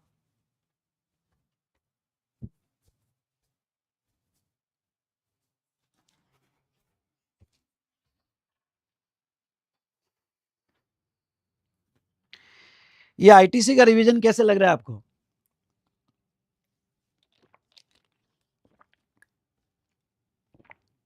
इन डेप्थ में अच्छे से हो रहा है? अगर अच्छे से हो रहा है तो कमेंट जरूर करना। ठीक है, उसके बाद में नेक्स्ट, गुड्स और सर्विसेज और both on which tax has been paid under section 10 मतलब कंपोजिशन सप्लायर। चलो अब आते हैं प्रॉफिट एंड लॉस अकाउंट पे, ट्रेडिंग और प्रॉफिट एंड लॉस अकाउंट पे। आपने रॉ मटेरियल खरीदा या कोई ट्रेडिंग गुड्स खरीदा, ये ट्रेडिंग गुड्स में से एक ऐसी परचेसेस थी जो एक सप्लायर से थी, और वो सप्लायर ने जिससे हमने खरीदा था उसने सीएल लिया था। सीएल मतलब कंपोजिशन स्कीम। ओके, उसने सीएल लिया था। ठीक है, तो अब यहाँ पे उसने जो CL यहाँ पे लिया है और उससे हमने खरीदा, तो ऑब्वियस है कंपोजिशन स्कीम में वो हमें GST नहीं लगा सकता है। तो जहां तक देखा जाए उसने यहाँ पे GST नहीं लगाया। ओके, उसने यहाँ पे GST नहीं लगाया। और लॉ क्या कहता है, अगर उसने GST लगाया भी होगा बाय मिस्टेक 1% 5%, तो वो केस में आप इसका ITC नहीं लोगे। तो अगर आपने कोई गुड्स या सर्विसेज ऐसे सप्लायर से खरीदा जो कंपोजिशन स्कीम में होंगे, तो आप उसका ITC नहीं ले सकते। क्लियर? उसके बाद में नेक्स्ट देखो यहाँ पे, गुड्स और सर्विसेज और both received by NRTP, block credit में NRTP क्या होता है, non resident taxable person. Okay, NRTP होता है नॉन रेसिडेंट टैक्सेबल पर्सन। अब ये जो NRTP है, इसका कॉन्सेप्ट रजिस्ट्रेशन चैप्टर में आएगा। इसने अगर इंडिया में कोई भी गुड्स और सर्विस खरीदा होगा तो उसके ITC नहीं मिलेंगे, पर इसको एक एक्सेप्शन है, ये एक्सेप्शन लर्न करके जाना। वो क्या, ITC available on imported goods by NRTP। अब देखो NRTP मतलब बाहर का बंदा इंडिया में आके बिजनेस कर रहा है, जैसे नेपाल से कोई स्वेटर और जैकेट्स लेके आ रहा है और इंडिया में बेच रहा है। अब वो इंडिया में जो गुड्स और सर्विस खरीदेगा उसके ITC उसको नहीं है, लेकिन अपने साथ जो इंपोर्टेड गुड्स लाएगा उसके ऊपर IGST लगता है इंपोर्टेड गुड्स पे।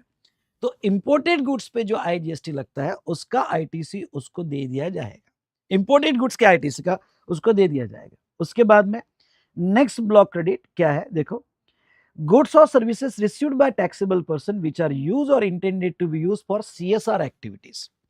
मतलब अगर आप CSR एक्टिविटीज के लिए, सुनना ध्यान से, CSR एक्टिविटीज के लिए, CSR पता है आपको, ओके, कॉर्पोरेट सोशल रिस्पॉन्सिबिलिटी, उसके लिए कोई भी गुड्स और सर्विसेज खरीदोगे तो उसका ITC आपको नहीं दिया जाएगा।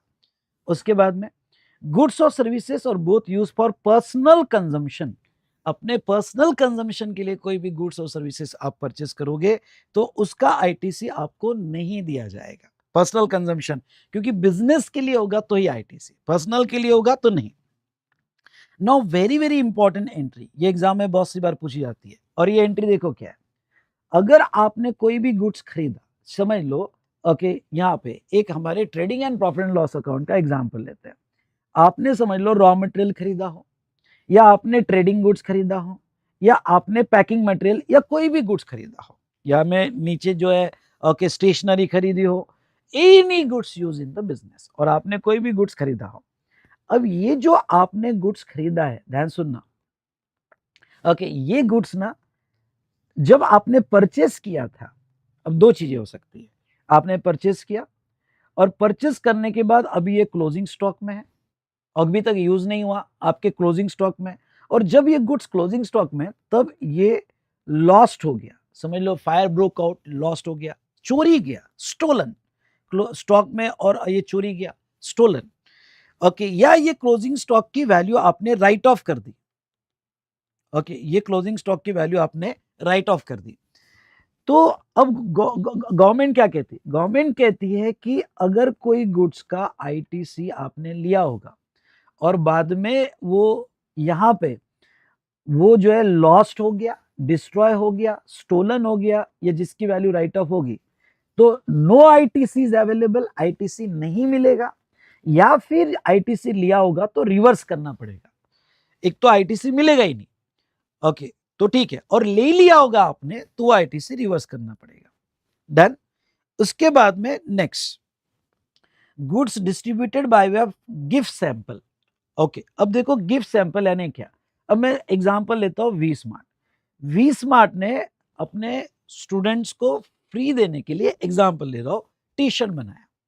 अब हमने T-शर्ट खरीदा, अब ये जो T-शर्ट हमने खरीदा ये पहले से पता है था कि हम ये फ्री देने वाले हैं, ओके, गिफ्ट देने वाले हैं, या मैं दिवाली गिफ्ट खरीद रहा हूँ फैकल्टीज के लिए, हमारे सेंटर्स के लिए, फ्रेंचाइजी के लिए, पर जब मैं खरीद रहा हूँ ये मेरा बिजनेस एक्सपेंसेस है, लेकिन ये गिफ्ट, ये गुड्स जब मैं खरीद रहा हूँ तभी मुझे पता है कि मैं आगे इसको गिफ्ट दूंगा, ओके, या फ्री दे दूंगा, फ्री सैंपल्स दे दूंगा। तो गवर्नमेंट ये कहती है अगर आपको पहले से पता है कि आप गिफ्ट देने वाले हो या फ्री सैंपल देने वाले हो तो उसका ITC मत लो, उसका ITC मत लो। लेकिन अब ध्यान से सुनो, अगर आपने कोई गुड्स खरीदा है और गुड्स खरीदा तो उसका आईटीसी ले लिया, क्योंकि आपको नहीं पता था कि बाद में गिफ्ट जाने वाला है, लेकिन बाद में वो गुड्स आपने गिफ्ट दे दिया या फ्री सैंपल दे दिया, आईटीसी लेने के बाद गिफ्ट दे दिया या फ्री सैंपल दे दिया, तो ऐसे सिचुएशन में एक सीबीआईसी क्लैरिफिकेशन है और वो क्या कहता है, अगर आईटीसी ले लिया तो फिर रिवर्स मत करो, आईटीसी ले लिया तो रिवर्स मत करो, लेकिन ये जो आपने फ्री दे दिया ये पैरा 1 का सप्लाई बोला जाएगा of schedule 1। Para 1 of schedule 1 क्या है? Permanent transfer of business asset. अब बिजनेस असेट में स्टॉक भी आता है। अगर आपने अपना स्टॉक आईटीसी लेने के बाद परमानेंट ट्रांसफर कर दिया विदाउट कंसिडरेशन, यानी किसी को फ्री दे दिया विदाउट कंसिडरेशन, तो फिर वो सप्लाई माना जाएगा, उसके ऊपर जीएसटी लगेगा। आईटीसी रिवर्स नहीं होगा, उसके ऊपर जीएसटी लगेगा। तो एक बार फिर से यहां कंफ्यूजन नहीं होना चाहिए। ओके, ध्यान से सुनो। अगर आपने कोई गुड्स खरीदा है और वो आप दे रहे हो गिफ्ट या सैंपल, लेकिन आपने क्रेडिट नहीं लिया है तो लो ही मत, अलाउड ही नहीं है। लेकिन आईटीसी ले लिया है तो फिर वो शेड्यूल 1 पैरा 1 का सप्लाई माना जाएगा। आईटीसी रिवर्स करने की जरूरत नहीं है, वो सप्लाई माना जाएगा और उसके ऊपर जीएसटी आएगा। और लास्ट, ओके, वो सेक्शंस, ये तो इतनी इंपॉर्टेंट कंडीशन नहीं है, सेक्शन 74 वगैरह। ओके, इतने ब्लॉक क्रेडिट की एंट्रीज हमने देखी और ये ब्लॉक क्रेडिट का कॉन्सेप्ट हमने यहाँ पे डिटेल में डिस्कस किया। सबको समझा क्या? ओ भाई साहब, ब्लॉक क्रेडिट समझा होगा तो एमजेड टाइप करो, मजा आ गया। ओके, तो ये था भाई। जितने भी स्टूडेंट कनेक्टेड है कमेंट करो यार, इंटरेक्ट करो, अच्छा स्कोर करना है ना तो इंटरेक्ट करो। तो ये सारे ब्लॉक क्रेडिट हमने यहाँ पे देखे।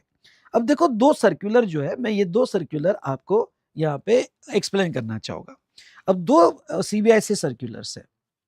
पहला है duct and manuals in optical fibre. अब देखो, ये डक्ट्स या मैनुअल क्या होते हैं फॉर ऑप्टिकल फाइबर्स? आपने देखे रोड पे ऐसे डक्ट होते हैं, ओके, सीवरेज के डक्ट होते हैं जिसमें आदमी भी जा सकता है कभी क्लीन करना रहा तो। ऐसे टेलीकॉम सेक्टर में जब पाइपलाइंस, टेलीकॉम सेक्टर में केबल्स डालने रहते, बड़े बड़े केबल्स होते हैं, ऐसे ऑप्टिकल फाइबर्स होते हैं, तो उसके लिए भी डक्ट और मैनुअल्स बनाए जाते हैं जिसमें आदमी जा सकता है। ओके, उसको कई केबल में परेशानी होगी तो वो केबल को रिपेयर कर सकता है और बाद में जो है, ओके, वो स्मूथ प्रोसेस के लिए डक्ट बनाए जाते हैं, मैनहोल्स बनाए जाते हैं। सवाल ये था कि डक्ट और मैनहोल्स जो टेलीकॉम टावर को क्रेडिट नहीं है, लेकिन डक्ट और मैनहोल्स बनाए जा रहे हैं, तो क्या ये प्लांट एंड मशीनरी मानी जाएगी? ठीक है ना, टावर का मत दो, पर वो ऑप्टिकल फाइबर के डक्ट बनाए जा रहे हैं, क्या वो यहाँ पे प्लांट एंड मशीनरी मानी जाएगी? तो देखो, duct and manholes are a part of OFC network, यानी वो telecom network, okay, and not a land and building, so they are plant and machinery. उसको प्लांट एंड मशीनरी माना जाएगा और उसके आईटीसी मिल जाएगी, वो ब्लॉक नहीं होगा। चलो, ये हमने देखा। उसके बाद में और एक सर्कुलर में आपको यहाँ पे समझाना चाहूंगा, क्या? ITC on entitlement of insurance company on motor vehicle repairs and reimbursement.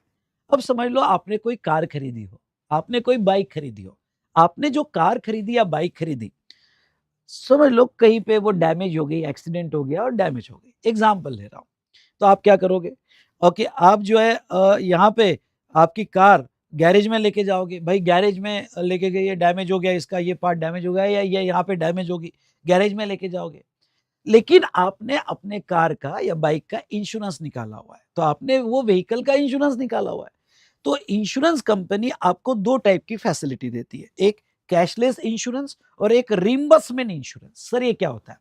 Cashless insurance मतलब क्या? आपने गैरेज में दे दिया और इंश्योरेंस क्लेम फाइल कर दिया, फोटो फाइल हो गए, ओके, कि भाई अब मेरे पास कैश नहीं, वो इंश्योरेंस कंपनी देगी, तो आपको कैश देने की जरूरत नहीं है, डायरेक्ट उसका पैसा गैरेज वाले को इंश्योरेंस कंपनी दे देंगी फॉर रिपेयरिंग दैट डैमेज। दूसरा एक तरीका क्या होता है कि भाई ओके, ये गैरेज वाला आपके नाम का इनवॉइस देगा, आपके नाम का इनवॉइस देगा, फिर आप पेमेंट करोगे गैरेज वाले को और फिर आप इंश्योरेंस कंपनी में सारे डॉक्यूमेंट सबमिट करोगे और इंश्योरेंस कंपनी से रिइंबर्स करवाओगे। ओके, इंश्योरेंस कंपनी से रिइंबर्स करवाओगे। तो अब ऐसे सिचुएशन में ध्यान से सुनना, यहां पे सवाल क्या था? सवाल ये था कि ये जो गैरेज का इनवॉइस आता है, इसका क्रेडिट इंश्योरेंस कंपनी ले सकती है क्या? सवाल आपके क्रेडिट का नहीं था। ओके, क्यों? क्योंकि ये ऑब्लिगेशन इंश्योरेंस कंपनी ने लिया है, तो इसका क्रेडिट इंश्योरेंस कंपनी ले सकती है क्या? तो इसको दो पार्ट में डिवाइड किया, पहला कैशलेस मोड और दूसरा reimbursement mode. I repeat, cashless और रिइंबर्समेंट मोड। कैशलेस मोड में क्या होता है, आप जा रहे हैं, अपना व्हीकल दे दिया आपने रिपेयर के लिए, गैरेज वाले ने रिपेयर कर लिया, पर गैरेज वाला इनवॉइस इंश्योरेंस कंपनी के नाम का देता है, आपको तो कोई लेना देना ही नहीं है, वो इनवॉइस इंश्योरेंस कंपनी के नाम का देगा और इंश्योरेंस कंपनी उसको पेमेंट करेगी। अब सर्कुलर क्या कहता है, सर्कुलर ये कहता है कि अगर इनवॉइस इंश्योरेंस कंपनी के नाम का है तो इंश्योरेंस कंपनी बिल्कुल क्रेडिट ले सकती है, क्योंकि इंश्योरेंस कंपनी के लिए ब्लॉक क्रेडिट नहीं है, उसका इनवर्ट सप्लाई इंश्योरेंस कंपनी ले सकती है। तो देखो, ITC to insurance company on the invoice of garage for repairs not block under 17(5), invoice in the name of insurance company and use in outward supply ITC allowed, insurance company उसका ITC ले सकती है। लेकिन यहां पे अगर reimbursement mode होगा, कौन सा मोड होगा, रिम्बर्समेंट, तो इसमें क्या हुआ था, गैरेज वाले ने इंश्योरेंस कंपनी के नाम का इनवॉइस नहीं दिया था, गैरेज वाले ने आपको इनवॉइस दिया, आपने पेमेंट किया और आपने बाद में इंश्योरेंस कंपनी को रिम्बर्समेंट के लिए अप्लाई किया। तो ऐसे केस में ये जो इनवॉइस जो आपके नाम का आया है, क्या इंश्योरेंस कंपनी इसका आईटीसी ले सकती है क्या? लॉजिकली नहीं। क्यों नहीं? क्योंकि इनवॉइस आपके नाम का बना हुआ है। ओके, और आपके नाम का बनने की वजह से इंश्योरेंस कंपनी के टू बी में आया ही नहीं होगा। अगर इंश्योरेंस कंपनी के टू बी में आया नहीं होगा तो question of credit does not allow. तो ऐसे केस में वो कहते हैं कि ब्लॉक तो नहीं है, बट ये वाला पॉइंट बड़ा इंपॉर्टेंट है, but invoice not in the name of insurance company, और इनवॉइस अगर इंश्योरेंस कंपनी के नाम का नहीं है तो आईटीसी वो नहीं ले सकते, जस्ट बिकॉज इनवॉइस उसके नाम का नहीं है। ये समझा क्या? समझा होगा तो फटाफट यहाँ पे वन टाइप करो। चलो, ये हमने देखा यहाँ पे इंश्योरेंस कंपनी के रिइंबर्समेंट एक्सपेंसेस। ओके, तो यहां तक हमने ये डिस्कशन किया है। चलो, अब यहां मैं कुछ क्वेश्चन आपके साथ डिस्कस करूंगा। आ जाओ कुछ क्वेश्चंस में।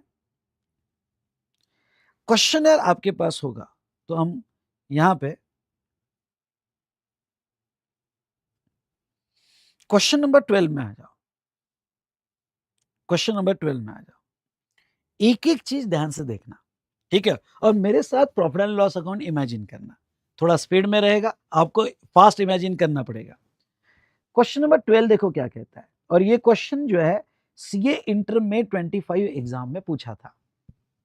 देखते हैं ट्राई कैसे होता है आपसे। मेसर्स पूर्वी limited registered supply of various goods and services provided the following information pertaining to GST paid on inward supplies for the month of August।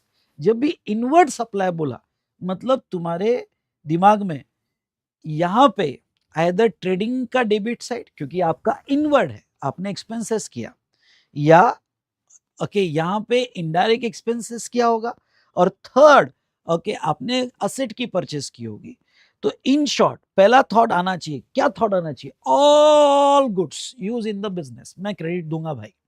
उसके बाद में दूसरा थॉट आना चाहिए, इनडायरेक्ट एक्सपेंसेस हो गए तो भी मैं क्रेडिट दूंगा। ओके, ऑल गुड्स और services use in the business, या आपने असेट भी खरीदी होगी जिसपे जीएसटी लग गया है तो क्रेडिट मिलेगा। पहला थॉट तो इस पर ही चलना, तो आईटीसी के क्वेश्चन इजी हो जाएंगे। अब देखो कैसा इजी हो जाता है, मैजिक देखो कैसा ये चीज इजी हो जाती है। अब पहला थॉट, अच्छा हमें क्या निकालना है, जब भी ऐसा टेबल हो ना तो टेबल के नीचे पहले ये पढ़ लेना क्या लिखा है। Compute the amount of net ITC available of Purvi limited for the month of August. Month है अगस्त, बोलो अपने आप को मंथ है अगस्त, अंडरलाइन कर देना, और आपको आईटीसी एलिजिबल निकालना है with necessary explanation for the treatment of all the items in the table. हाँ, आपको उसके रिमार्क जरूर देने हैं और प्रॉपर रिमार्क देने हैं, और इसके लिए मेरा चार्ट आपको बहुत हेल्प करेगा। Under GST act wherever applicable, subject to information given above, all the condition necessary for our ITC has been fulfilled। ये assume करके चलो कि सारी condition fulfill हुई है। Now question number 1, चलिए ये लेते हैं। Purchase goods which are used for activity related to his obligation under corporate social responsibility। चलो आप आंसर दो फटाफट। अगर उसने गुड्स परचेस किया सीएसआर के लिए तो हमने क्या देखा, वैसे तो सारे गुड्स और सर्विस के क्रेडिट मिलते हैं, पर ब्लॉक क्रेडिट याद आना चाहिए। क्या होगा, आईटीसी मिलेगा कि नहीं मिलेगा? दो आंसर, यस नहीं मिलेगा, मिल गया मार्क। ओके, आप ये दो कि ब्लॉक क्रेडिट है, सेक्शन 17(5) में ब्लॉक क्रेडिट है सीएसआर के लिए, आईटीसी मिलने वाला नहीं है, मिल गए marks. Done done done done. चलो दूसरा, परचेस और raw material with worth rupees 5,90,000 including GST, 5 lots में आया। ओके, 5 लॉट्स में आया। Okay, 3 lots of raw material worth 3 lakhs excluding GST received in the current month and remaining lot will be received in the month of September. एक lot बाकी है जो सितंबर में, कुछ लॉट्स बाकी है जो सितंबर में आएंगे। अच्छा मुझे बताओ, अगर कुछ लॉट सितंबर में आएंगे तो क्या हम अगस्त ये मंथ में आईटीसी ले सकते हैं क्या? नहीं ले सकते। सेक्शन 16(2) में एक प्रोविजो है, और प्रोविजो कहते हैं कि गुड्स लॉट में आते हैं तो आप आईटीसी लास्ट लॉट जब आएगा तभी ले सकते हैं। मतलब इसका भी नहीं ले सकते। मिल गए मार्क्स। ओके, प्रॉपर एक्सप्लेनेशन दे दो। उसके बाद में नेक्स्ट यहाँ पे थर्ड क्या कहता है? Company paid for outdoor catering expenses. ओ, आउटडोर कैटरिंग, ओके याद आया, आउटडोर कैटरिंग के लिए खर्चा किया for lunch of its factory employee during the lunch hour as per the policy of the company, there is no legal obligation to provide such facility to the employee. अब हमने outdoor catering के लिए क्या पढ़ा था? Outdoor catering का ITC block है, आपको नहीं मिलेगा unless use for outward supply. अगर ये आउटडोर कैटरिंग ट्रेडिंग का पार्ट होगी और आउटवर्ड के लिए यूज हो रहा होगा, मिक्स कंपोजिट के लिए यूज होगा तो मिलेगा, अदरवाइज आपको आउटडोर कैटरिंग का क्रेडिट नहीं मिलेगा। उन्होंने कहा आउटडोर कैटरिंग फैक्ट्री एम्प्लॉय के लिए हुआ, मतलब इनडायरेक्ट एक्सपेंसेस है। दूसरा ये जो है बाय लॉ कंपलसरी भी नहीं है, बाय लॉ कंपलसरी नहीं है तो क्या होगा बेटा? ओके, तो यहाँ पे नो आईटीसी, आपको आईटीसी नहीं मिलेगा। चलो ठीक है, यस बेटा, लॉट वाली प्रोविजो 1 है। उसके बाद में नेक्स्ट परचेज गुड्स। अब ध्यान देना, purchase goods from messrs Om traders, Om trader से गुड्स परचेस किया, ठीक है। All goods and invoices were received by the company in the August. Imagine करना, गुड्स परचेस किया हो तो हो सकता है ट्रेडिंग या प्रॉफिट एंड लॉस अकाउंट, आपने गुड्स परचेस किया, सारे इनवॉइसेस अगस्त के, but one invoice out of these invoices has been furnished by the supplier in the statement of outward supplies using IFF. The GST paid on the invoice not furnished is 50,000. लेकिन एक ऐसा invoice है जो supplier ने update नहीं किया GSTR1 और IFF में। एक ऐसा इनवॉइस जिसमें जीएसटी जो है वो 50,000 है और वो अपडेट नहीं हुआ। तो अब हमने क्या पढ़ा था सेक्शन 16(2) में? सेक्शन 16(2) में पढ़ा था कि गुड्स भी रिसीव हो जाए, इनवॉइस भी आ जाए, लेकिन वो आपके 2B में अपडेट होना चाहिए और सप्लायर ने रिपोर्ट करना चाहिए। रिपोर्ट नहीं हुआ तो आपको 2 में से 50 का आईटीसी इस मंथ में नहीं मिलेगा, वो मिलेगा तब जब रिपोर्ट होगा। यानी आपको आईटीसी सिर्फ 1,50,000 का मिलेगा। प्रॉपर उसका ये जो आपके रिमार्क्स है ना, ये स्क्रिबल करना। ओके, पूरा टेबल ड्रॉ करने की जरूरत नहीं है, पूरा लिखने की जरूरत नहीं है। यहाँ क्या स्क्रिबल करना है तो रिमार्क्स आपको स्क्रिबल करना है। उसके बाद में okay, purchase a raw material to manufacture of finish goods. Imagine करो trading and profit and loss account, raw material purchase किया, all goods use in the business, ITC allowed है, कंफ्यूजन ही नहीं। पहला thought all goods use in the business, all services use in the business, ITC मिल जाएगा, तो आपको इसका आईटीसी दे दिया जाएगा। Such finish goods to be sold to potential customer under the scheme by one get one free. ठीक है, तो यहाँ पे एक सर्कुलर, और अब मैं आपका सर्कुलर पे ध्यान लाना चाहूंगा। बाय वन गेट वन में आप फुल आईटीसी ले सकते हो। एग्जाम्पल की तौर पे आपने 2 शर्ट खरीदे, पहले पे जीएसटी 500 है, दूसरे पे जीएसटी 500 है। अब एक शर्ट के साथ दूसरा फ्री भी दिया होगा, लेकिन सीबीआईसी सर्कुलर कहता है कि एक शर्ट के साथ दूसरा फ्री भी दिया होगा लेकिन आपको फुल आईटीसी दिया जाएगा, क्योंकि पहले वाले शर्ट में टोटल प्राइस कवर कर ली जाती है। तो ऐसे केस में आपने इस सर्कुलर पे एक एडजस्टमेंट है भाई साहब, देखो कि अगर बाय वन गेट वन ये सर्कुलर है और बाय वन गेट वन में आपने दिया होगा तो पूरा का पूरा क्रेडिट मिल जाएगा। डन, ओके, पूरे मार्क्स ले लो। ओके, ये तो भाई साहब कैसा लगा? 5 मार्क्स के लिए अगर ये क्वेश्चन पूछा जाए तो 5 आउट ऑफ कितने लोगे? ए बोलो ना, 5 आउट ऑफ कितने लोगे? बोलो फटाफट। यहाँ पे 5 आउट ऑफ 5 लोगे? क्या बात है बेटा, क्या बात है। चलो एक क्वेश्चन और डिस्कस करता हूं तो आपका कॉन्फिडेंस और बढ़ेगा। क्वेश्चन नंबर 13, ये मॉक टेस्ट पेपर 2 बार सितंबर 25 और जैन 26 में सवाल पूछा था। देन ओके, सो यहां पे नेक्स्ट बेटा क्वेश्चन नंबर 13, नहीं क्वेश्चनर की पीडीएफ नहीं आएगी आपको, अभी आप स्क्रीन पे ध्यान दो, आपको हमारे वेबसाइट से क्वेश्चनर बाय करना पड़ेगा, आपको बाय करना होगा। तो चलो, A limited procured the following goods in the month of December. Goods procure किया। ओके, एक बार पूरा थॉट, ट्रेडिंग के all goods services ITC allowed, indirect expenses all goods services ITC allowed, asset में जो भी हम खरीदेंगे आईटीसी अलाउड, हो गया। पहले अपने आप को प्रिपेयर कर लिया। अब स्टेप बाय स्टेप देखते हैं कोई ब्लॉक क्रेडिट है क्या, कहीं पे आईटीसी के प्रॉब्लम है क्या। डन, क्लियर, रेडी होगा तो जितने भी स्टूडेंट कनेक्टेड है रेडी टाइप करो। पहला, goods use in constructing an additional floor of office building. Okay, additional floor of office building, ध्यान सुनो। अगर आपने बिल्डिंग कंस्ट्रक्शन के लिए गुड्स खरीदा, क्या होगा, बिल्डिंग कंस्ट्रक्शन के लिए गुड्स खरीदा तो अभी मैंने पढ़ाया नहीं, ओके, हिट किया है ब्लॉक क्रेडिट, आईटीसी नहीं मिलेगा। दूसरा, goods given as a free sample to prospective customer, ITC नहीं मिलेगा। तीसरा, ट्रक यूज, मोटर व्हीकल खरीदा, truck use for transportation of inputs in the factory. Factory सुनना, हमने गुड्स ट्रांसपोर्टेशन के लिए ट्रक खरीदा, आईटीसी मिलेगा क्या, यस मिल जाएगा। Inputs use in a trial run, okay, अब देखो ये कोई ब्लॉक क्रेडिट में है नहीं, कोई भी गुड्स खरीदा किसी भी रन के लिए खरीदा आईटीसी अलाउड है, और यहां ब्लॉक क्रेडिट नहीं है, ब्लॉक क्रेडिट नहीं है मतलब ये ITC allowed, use in the business. Confectionery item मतलब food item for consumption of employ working in a factory, food item, food और ब्यूरेजेस के क्रेडिट नहीं मिलते हैं अनलेस आउटवर्ड कंपोजिट और मिक्स सप्लाई, तो इसके आईटीसी नहीं मिलेंगे, या अनलेस यहाँ पे अंडर स्टैट्यूटरी ऑब्लिगेशन आपको आईटीसी नहीं मिलेंगे। उसके बाद में cement use for making foundation, ये देखो एडजस्टमेंट कितनी अच्छी है, cement use for making foundation and structural support to plant and machinery, आप प्लांट एंड मशीनरी के लिए ओके फाउंडेशन बना रहे हो और उस फाउंडेशन के लिए सीमेंट खरीदा, मैंने कहा था प्लांट एंड मशीनरी का फाउंडेशन प्लांट एंड मशीनरी की डेफिनेशन में आता है, और यस यहाँ पे आईटीसी क्या होगा, अलाउ हो जाएगा। ओके भाई साहब, अगर ऐसा क्वेश्चन आएगा तो फटाफट बताओ आउट ऑफ 5 कितने लोग हैं। ओके, तो यहाँ आईटीसी आपका अलाउ हो जाएगा, ये ब्लॉक में नहीं आएगा। तो चलिए, ये हमने क्वेश्चन देखा यहाँ पे। कुछ क्वेश्चन मैं सारे तो नहीं ले सकता बेटा, रैपिड रिवीजन है, ये आपने ध्यान देना। ओके, पर यस कुछ क्वेश्चन तो मैंने ले लिए। चलो एक क्वेश्चन और ले लेता हूं तो आपको एक कॉन्फिडेंस आ जाएगा, ठीक है।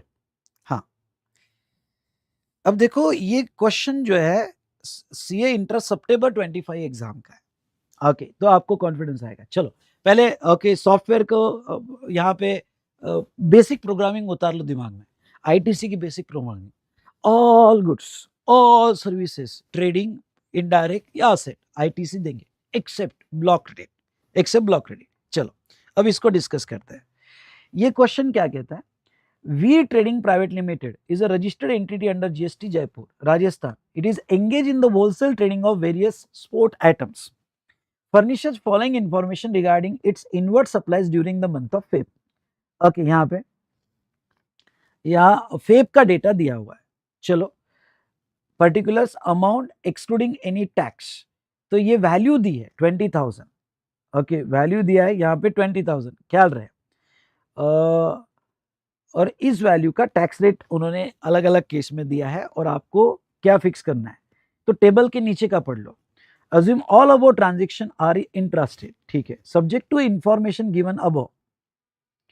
Assume that all other condition necessary for availing ITC unless specified otherwise has been fulfilled and all supplier registered under regular scheme।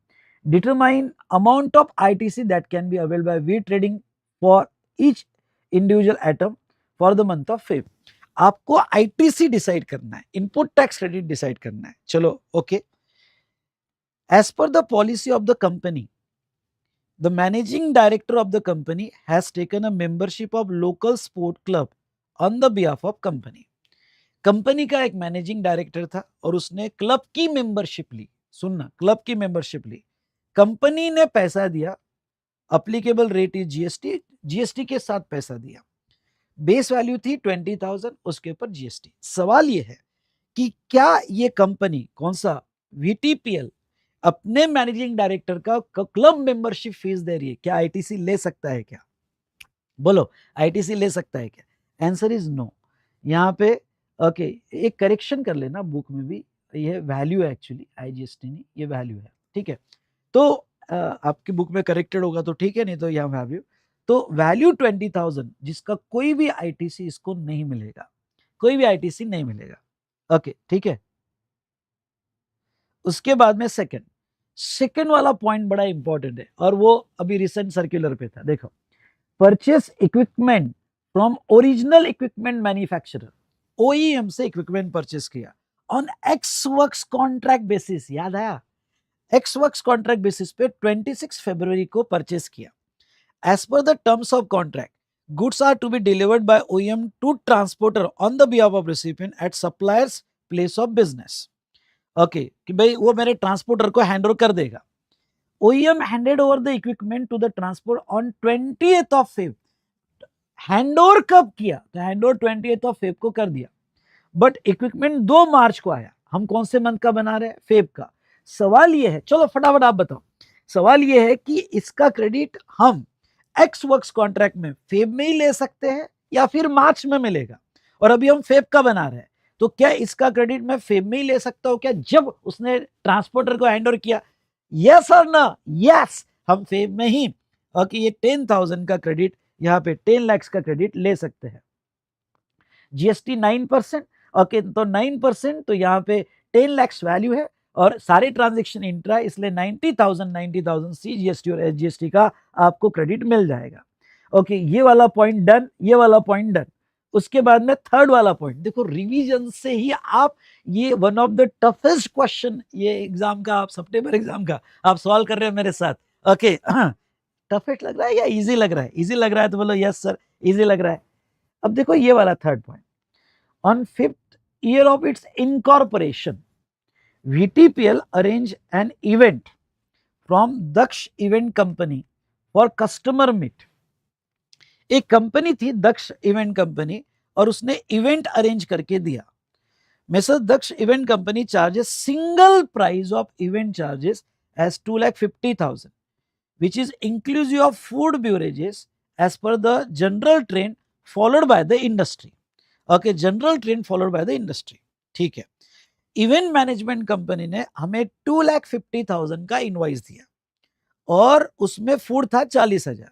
Applicable rate is 9% each and food होगा तो 20%, फूड होगा तो फॉर फूड सप्लाई. ठीक है, तो सवाल क्या है? सवाल है कि इसका आईटीसी लेंगे कि नहीं. अब स्टूडेंट ने क्या मिस्टेक की, भाई फूड है 40,000 का, फूड के क्रेडिट नहीं मिलते. नहीं, गलत कर रहे हो आप. थोड़ा मैं profit and loss account imagine करता हूं. बिल एक ही आया है इवेंट मैनेजमेंट का, तो बताओ आप ये जो खर्चा है, ओके ये खर्चा कौन से हेड में बुक करोगे? आपको मैं 3 ऑप्शन देता हूं. पूरा अमाउंट कौन से हेड में बुक करोगे? फूड और ब्यूरेजेस एक्सपेंसेस.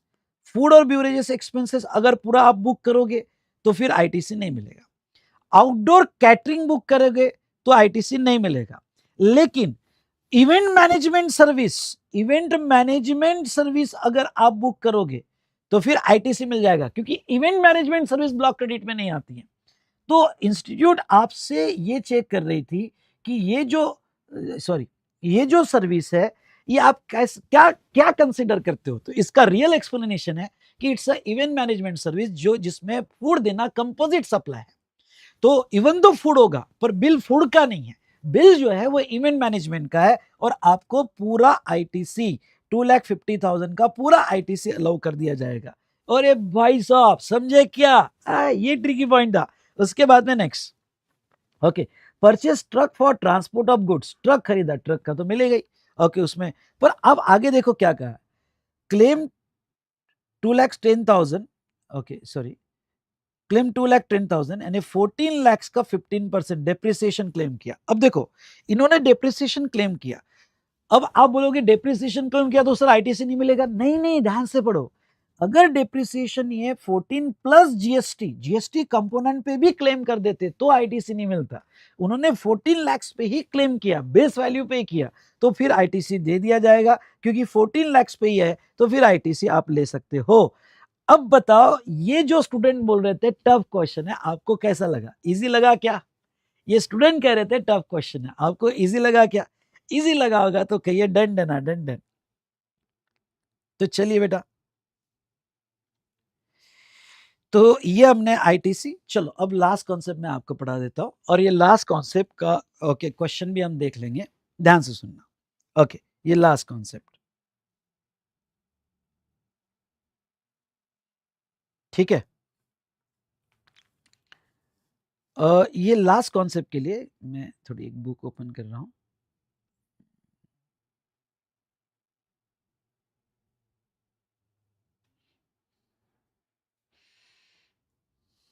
जस्ट मिनट बेटा, हाँ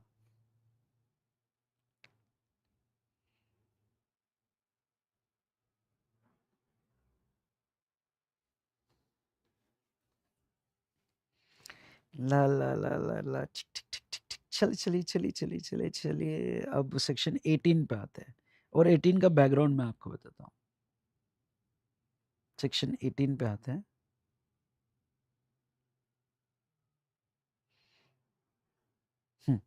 अब देखो, थोड़ा यहाँ समझना, ठीक है, पूरा कॉन्सेप्ट समझना है यहाँ पे। Ready? Okay, done done done done. Okay,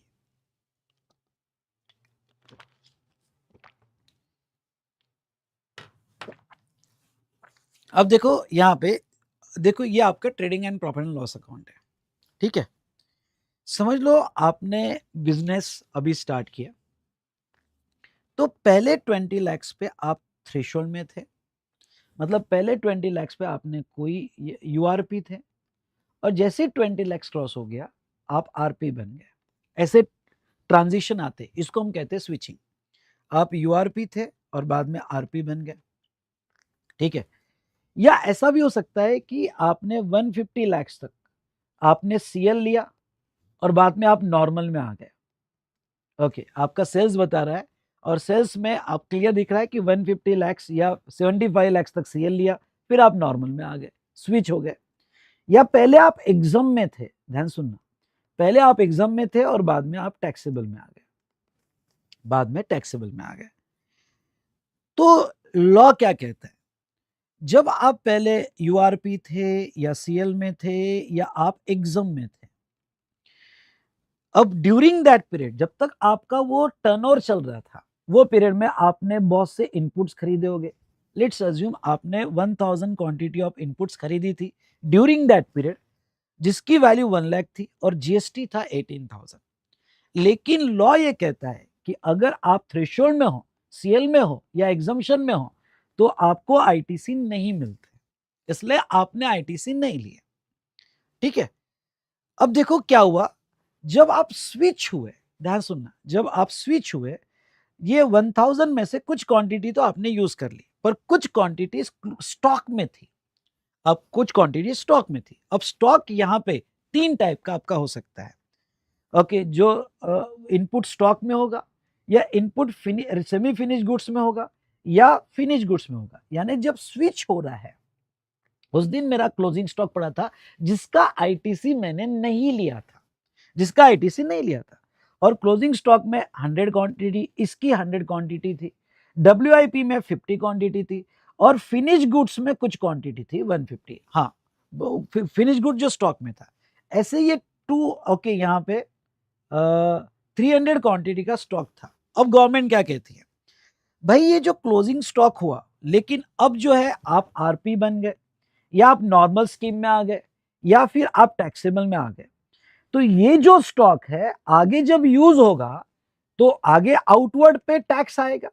अगर आउटवर्ड पे टैक्स आएगा तो इन स्टॉक का आईटीसी मिलना चाहिए भाई, क्यों? क्योंकि मैंने तो क्रेडिट नहीं लिया। तो यहां आता है पिक्चर में सेक्शन 18। और 18 क्या कहता है? 18 कहता है कि यस, हम जो जिस दिन आप स्विच हुए, जिस दिन आप स्विच हुए उसके प्रीसीडिंग डेट को जो स्टॉक आपका इनपुट्स का है, फिर वो डब्ल्यूआईपी में हो, फिनिश गुड्स में हो, जो भी हो, ये इनपुट के स्टॉक का आपको आईटीसी अलाउ कर दिया जाएगा। समझा होगा तो वन टाइप करो, ये इनपुट के स्टॉक का आईटीसी अलाउ कर दिया जाएगा। क्यों? क्योंकि आगे ये टैक्स के लिए यूज होने वाला है, तो आईटीसी अलाउ किया जाएगा। समझा होगा तो फटाफट वन टाइप करो ना। पॉइंट नंबर 2 पर उनकी कंडीशन क्या है, उसकी अलग अलग कंडीशन है, उसमें से ये बताता हूं कि ये जो इनपुट का स्टॉक है आपका लास्ट 1 ईयर का ही परचेस होना चाहिए, लास्ट 1 ईयर का ही परचेस होना चाहिए। उसके पहले का स्टॉक होगा तो आईटीसी नहीं मिलेगा। यानी ओके, जो इनवॉइसेस ये स्टॉक के, वो इनवॉइसेस के आपको आईटीसी मिलेंगे जो लास्ट 1 ईयर का है, उसके पहले का होगा तो आईटीसी नहीं दिया जाएगा, ठीक है। तो उन्होंने आईटीसी यहां पे दिया। चलो, ये तो इनपुट की बात क्लियर होगी। What about capital goods? चलो बैलेंस शीट पिक्चर में लाते हैं। अब अगर मैंने कोई कैपिटल गुड्स खरीदा है और मेरे बैलेंस शीट में मैंने रिकॉर्ड किया, अब ये कैपिटल गुड्स मशीनरी हो, फर्नीचर हो, कंप्यूटर हो, 20 लाख का खरीदा, जीएसटी 3,60,000 है, और मैं यूआरपी हूं। ये कैपिटल गुड्स जब मैंने खरीदा था तब मैं अनरजिस्टर्ड पर्सन था, या मैं कंपोजिशन स्कीम में था, या मैं एग्जम्पशन में था, तो इसका आईटीसी मैंने नहीं लिया होगा। ओके, इसका आईटीसी मैंने नहीं लिया होगा। लेकिन अब ये कंप्यूटर खरीदा तब तो आईटीसी नहीं लिया, लेकिन मैं स्विच हो गया यूआरपी टू आरपी, या CL to normal, okay, CL से नॉर्मल में आ गया, या एग्जाम से टैक्सेबल में आ गया, तो कैपिटल गुड्स के लिए पॉलिसी अलग है। और गवर्नमेंट क्या कहती है, कैपिटल गुड्स आपने खरीदा है, लेकिन आप अगर स्विच होते हो यूआरपी टू आरपी, सुनना, यूआरपी टू आरपी स्विच होते हो, तो कैपिटल गुड्स के आईटीसी नहीं मिलेंगे। ओके, जो तुमने अनरजिस्टर्ड पीरियड में कैपिटल गुड्स खरीदे उसके आईटीसी नहीं मिलेंगे, इसलिए तो लोग वॉलंटरी रजिस्ट्रेशन लेते हैं for taking ITC of capital goods. क्यों? क्योंकि अगर अनरजिस्टर्ड पीरियड में कोई भी कैपिटल गुड्स खरीदते हो तो उसके आईटीसी नहीं मिलेंगे, तो कैपिटल गुड्स के नहीं मिलेंगे। लेकिन अगर आप सीएल से नॉर्मल में जाते हो, या एग्जाम से सीएल से नॉर्मल में जाते हो, या एग्जाम से टैक्सेबल में जाते हो, तो वो केस में आपको आईटीसी कैपिटल गुड्स के मिल जाएंगे। और कैपिटल गुड्स के आईटीसी आपको कैसे मिलेंगे, तो मैं आपको उसका फॉर्मूला बता देता हूं। कैपिटल गुड्स का यहां पे आईटीसी जो मिलेगा, रिड्यूस बाय 5% पर क्वार्टर। एक मिनट, मैं आपको उसका फॉर्मूला बता देता हूं। जैसे अगर कैपिटल गुड्स आपने खरीदा है, लेट्स टेक एग्जांपल, आप सीएल से नॉर्मल में गए और आपने इनवॉइस है 10 अप्रैल का, सुनना, 10 अप्रैल का इनवॉइस है, कैपिटल गुड्स खरीदा था जिसका जीएसटी है 3,60,000, और आपका स्विचिंग का प्रेसिडिंग डेट है 10th ऑफ जनवरी 26, खरीदा था 25 में, और ओके स्विच हुआ 26 में, तो आप कैपिटल गुड्स का क्रेडिट ले सकते हो। पर कितना लोगे, तो फॉर्मूला ये दिया है, ITC eligibility equals to total ITC on capital goods, total कितना है 3,60,000, रिड्यूस बाय माइनस 5% पर क्वार्टर और part thereof from the date of invoice till the date of switching. मतलब क्या, इनवॉइस से तो स्विचिंग तक जितने क्वार्टर हुए थे, एक क्वार्टर का 5% आप कम करोगे। मतलब क्या, अब देखो क्वार्टर कैसे कैलकुलेट करना, ध्यान सुनना, ये इनवॉइस का डेट कौन से कैलेंडर क्वार्टर में आता है। अब कैलेंडर क्वार्टर मतलब क्या, जनवरी, फरवरी, मार्च, अप्रैल, मई, जून, जुलाई, अगस्त, सितंबर, अक्टूबर, नवंबर, दिसंबर, ये कैलेंडर क्वार्टर। तो ये अप्रैल, मतलब ये अप्रैल, मई, जून, ये क्वार्टर में 25 में आएगा, तो पार्ट ऑफ द क्वार्टर होगा तो भी पूरा लेना। तो आपने 10 अप्रैल को खरीदा, मतलब एक क्वार्टर हो गया। अच्छा, स्विच कब हुए, जनवरी 26 में, तो अप्रैल, मई, जून पहला क्वार्टर, जो क्वार्टर में इनवॉइस आता है, जुलाई, अगस्त, सितंबर दूसरा क्वार्टर, अगस्त, नवंबर, दिसंबर तीसरा क्वार्टर, और ओके आपका स्विचिंग है जनवरी में, तो जनवरी में पूरा ले लेना, पार्ट भी होगा तो पूरा ले लेना। तो आपके कितने क्वार्टर्स हुए, 4 क्वार्टर हुए, तो आपका आईटीसी कैपिटल गुड्स का कितना मिलेगा, ओके वो मिलेगा 360 माइनस 5% ऑफ 360 इंटू 4 क्वार्टर्स, यानी ये जो बचा ये आपका आईटीसी यहाँ पे दे दिया जाएगा, ये आईटीसी आपको दे दिया जाएगा। ये समझा क्या बेटा। तो अगर हम चार्ट में आते हैं तो देखो, ओके, अवेलमेंट और reversal of credit in some special cases, इसको हम स्विचिंग भी कहते हैं, आप लिख देना स्विचिंग।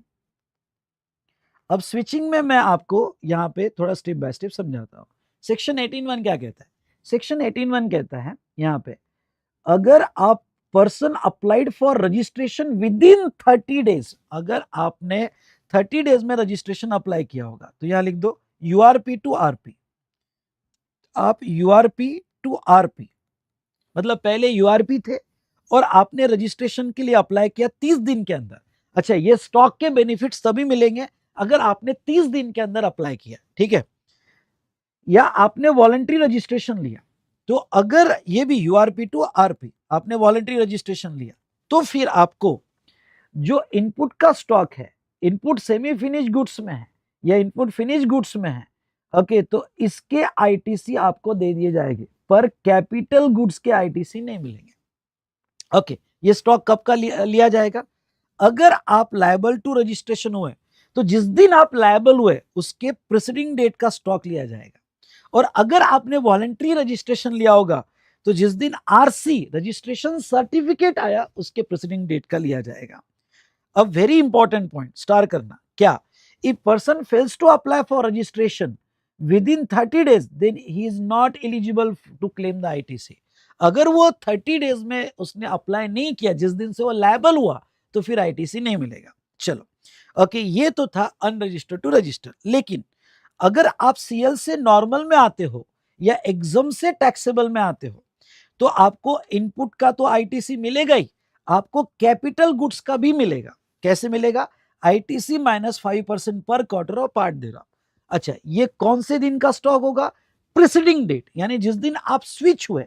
ओके, स्विच का जो प्रीसीडिंग डेट होगा, प्रीसीडिंग डेट का स्टॉक आपका लिया जाएगा, जिसका आपको डिक्लेरेशन देना पड़ेगा। अमाउंट 2 लाख से ज्यादा होगा तो आपको सीए का सर्टिफिकेट देना पड़ेगा। लेकिन ये चारों केसेस में, ध्यान से सुनना, ये चारों केसेस में जो आपका इनपुट और कैपिटल गुड्स है वो लास्ट 1 ईयर का आपका परचेस होना चाहिए। लास्ट 1 ईयर का आपका परचेस होना चाहिए। ठीक है, ये आपने देखा।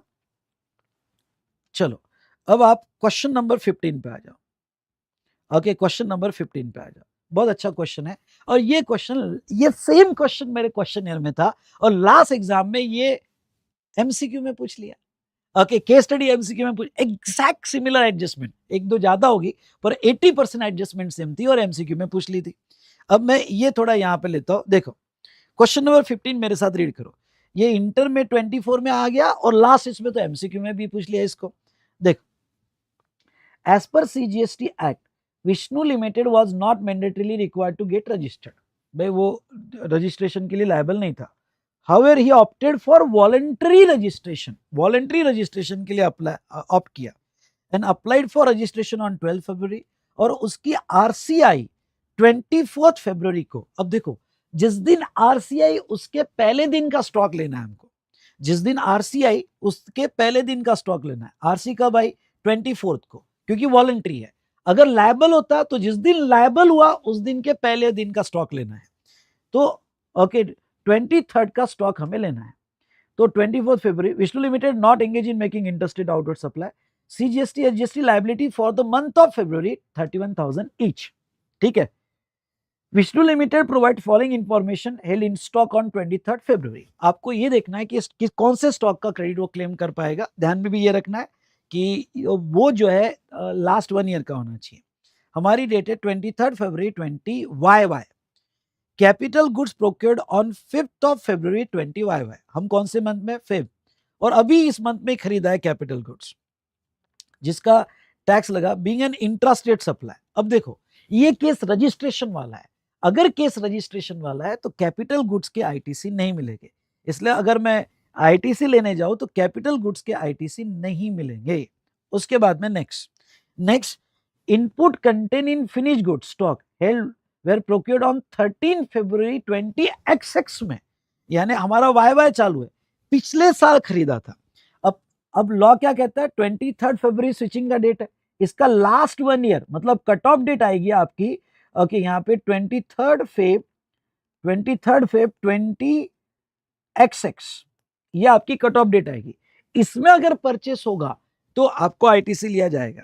लेकिन ये परचेस 13 फेब का है, 13 फेब XX का परचेस है, तो इसके भी आईटीसी आपको नहीं मिलेगी।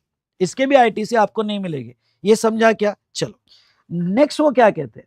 Value of input received on 10th October contain in semi finish goods मिल जाएगा बीइंग इंट्रास्टेट सप्लाई, और 10 अक्टूबर को खरीदा, मतलब लास्ट 1 ईयर में खरीदा। लास्ट 1 ईयर में खरीदा तो इसका आईटीसी आपको मिल जाएगा। और ये सीजीएसटी और एसजीएसटी, तो देखो ये जो ये जो अक्टूबर को खरीदा उसका आईटीसी दे दिया गया। उसके बाद में नेक्स्ट यहां देखो, input purchase on 1st Feb 20YY lying in stock semi finish goods, इसका भी आईटीसी दे दिया जाएगा। Input procured on 8 Feb lying in finish goods, इसका भी आईटीसी दे दिया जाएगा आईजीएसटी का। बस आप आईटीसी क्लेम कर लो, ओके, जो भी है, और फिर आपकी जो आउटपुट टैक्स लायबिलिटी थी उसमें यूज कर लो, ओके, और पूरे मार्क्स ले लो। और यही तो एमसीक्यू में पूछा गया था। ओके, इजी लगा होगा तो बोलो डन डना डन डन, सर मजा आ गया। ओके, एमजेड टाइप करो। ओके, तो चलिए दोस्तों, आप आ जाओ अब चार्ट बुक में। ओके, ये हमारा सेक्शन 18(1) हुआ, 18(1) हुआ, डन डन डन डन। चलो, तो ये हमने देखा availment of ITC. Transfer of ITC ये थियोरेटिकल है, पढ़ के जाना। ट्रांसफर ऑफ आईटीसी मतलब जब आप सेल करते हो, बिजनेस सेल करते हो, अमलगमेशन होता है, लीज है, ट्रांसफर ऑफ बिजनेस है, डीमर्जर है, तो ऐसे केस में अगर मैंने बिजनेस सेल कर दिया तो क्या मेरे इलेक्ट्रॉनिक क्रेडिट लेजर में जो आईटीसी पड़ा हुआ है, क्या मैं वो नई पार्टी को ट्रांसफर कर सकता हूं क्या? तो यस, आपके आईटीसी में जो बैलेंस पड़ा है आप नई पार्टी को ट्रांसफर कर सकते हो। डीमर्जर के केस में जो यूनिट आपने डीमर्ज किया उसके प्रोपोर्शनेट आप आईटीसी ट्रांसफर कर सकते हो। मतलब जो असेट आपने डीमर्ज यूनिट को दी उसके रेशियो में आप ट्रांसफर कर सकते हो। कंडीशन क्या है? कंडीशन ये है कि अगर आपने बिजनेस बेचा, अमलगमेंट किया, जो भी किया होगा, तो वो केस में आपकी सारी लायबिलिटी ट्रांसफर होनी चाहिए, डिक्लेरेशन आपको देना पड़ेगा, सीएसीएमए का सर्टिफिकेट देना पड़ेगा। ओके, आप acceptance of transfer credit by transferee, जिसको ट्रांसफर किया उसने आपके क्रेडिट एक्सेप्ट कर लेने चाहिए। और इनपुट और capital goods so transfer are duly accounted in transferees books of account. और जो इनपुट्स और कैपिटल गुड्स जो ट्रांसफर किए वो प्रॉपर अकाउंटिंग उसकी हो चुकी होगी। ये जो हमने देखा 18(1), ये अच्छे से पढ़ के जाना, एग्जाम में आ सकता है। Reversal of credit. अब रिवर्सल ऑफ क्रेडिट मतलब क्या, थोड़ा मैं आपको ये पॉइंट समझा देता हूं। रिवर्सल मतलब उल्टा स्विचिंग। उल्टा स्विचिंग मतलब पहले आप नॉर्मल में थे, फिर सीएल में चले गए, पहले आप रजिस्टर्ड थे, फिर यूआरपी में चले गए, ओके, फिर यूआरपी में चले गए, या पहले टैक्सेबल थे फिर एग्जाम में चले गए। उल्टा उल्टा हो गया। अब अगर उल्टा हो जाता है तो क्या, कि पहले आप क्रेडिट ले रहे थे फिर आप स्विच करके, तो देखो इसका एक डायग्राम नीचे दिया हुआ है। आज तक इसके ऊपर क्वेश्चन नहीं पूछा, लेकिन कॉन्सेप्ट समझा देता हूं, अगर आया तो कुछ तो लिख पाओगे। ओके, अब ये उल्टा स्विचिंग यानी क्या, पहले आप नॉर्मल टैक्स में थे और फिर आप 1 अप्रैल को स्विच हो गए, और ये जो स्विच हुआ 1 अप्रैल को, आप कंपोजिशन लेवी, अनरजिस्टर्ड या एग्जम्पशन में चले गए। तो नॉर्मल हमारा जीएसटी लॉ क्या कहता है?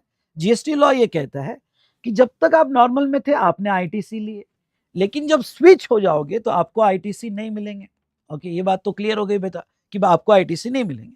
अब देखो यहाँ पे वो कहते क्या है, समझ लो 1 अप्रैल आपका स्विच है, आप सीएल में चले गए, एक्सेट्रा कंपोजिशन में चले गए, तो उसके प्रीसीडिंग डेट को क्या होगा? अब ये उल्टा हो गया, इसके पहले हमने क्रेडिट लिया, अब ये गवर्नमेंट कहती है क्रेडिट रिवर्स करो। अब समझ लो यहाँ पे 31 मार्च को आपका इनपुट का स्टॉक होगा और कैपिटल गुड्स का स्टॉक होगा, तो गवर्नमेंट क्या कहती है? गवर्नमेंट कहती है जो भी इनपुट का स्टॉक होगा, सेमी फिनिश गुड्स में होगा, फिनिश गुड्स में होगा, या कैपिटल गुड्स का होगा, इसका आईटीसी निकालो। जो भी स्टॉक में पड़ा होगा उसका आईटीसी निकालो। अब देखो ये स्टॉक में वही इनपुट और कैपिटल गुड्स होगा जिसका आईटीसी मैंने लिया, तो अज्यूम दैट उसका आईटीसी, दो केस लेता हूं, अज्यूम दैट 12 लाख उसका आईटीसी है, या केस 2 6 लाख उसका आईटीसी है। पहले हम ले लेते हैं 12 लाख। ओके, 12 लाख उसका आईटीसी है।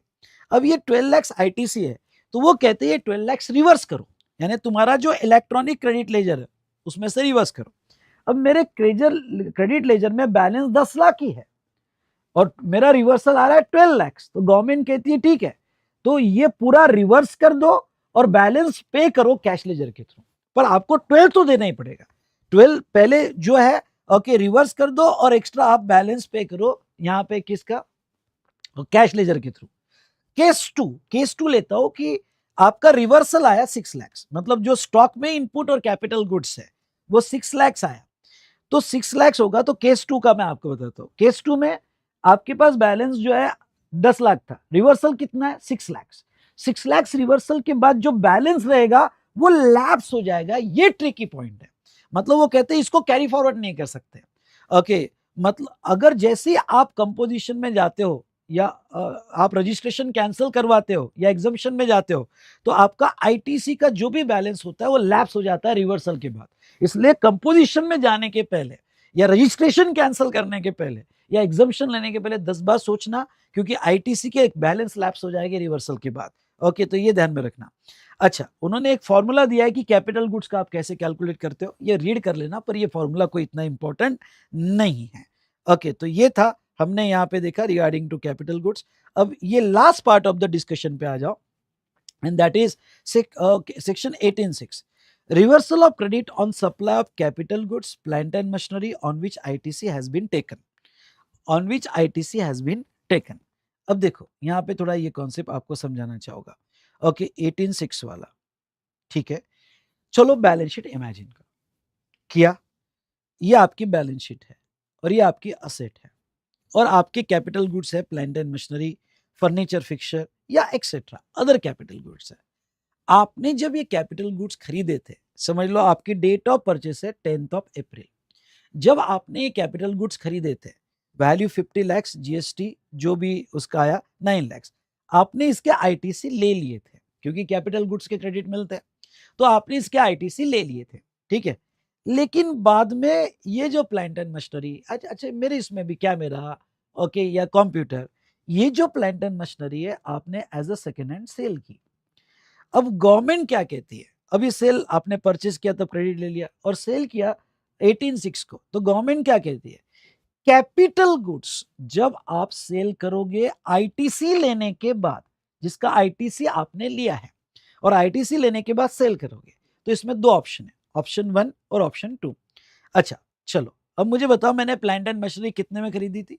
प्लांट एंड मशीनरी मैंने यहाँ पे 50 लाख में खरीदी थी प्लांट एंड मशीनरी, और एज अ सेकेंड हैंड मैंने 10 लाख में बेचा। तो गवर्नमेंट क्या कहती है, अगर तुमने कोई कैपिटल गुड्स या प्लांट एंड मशीनरी आईटीसी लेने के बाद सप्लाई कर दिया, ठीक है, तो उसके ऊपर 18(6) के हिसाब से आपको पेमेंट करना पड़ेगा। अब ये पेमेंट क्या है, वो कहता है हायर ऑफ द फॉलोइंग। अब हायर ऑफ द फॉलोइंग क्या है, तो वो कहते हैं कि यहां पे जो तुमने आईटीसी लिया -5% पर क्वार्टर, पर क्वार्टर वैसे निकालना जैसे डेट ऑफ परचेस से लेके date of disposal, date of purchase से लेके date of disposal calendar quarter के हिसाब से।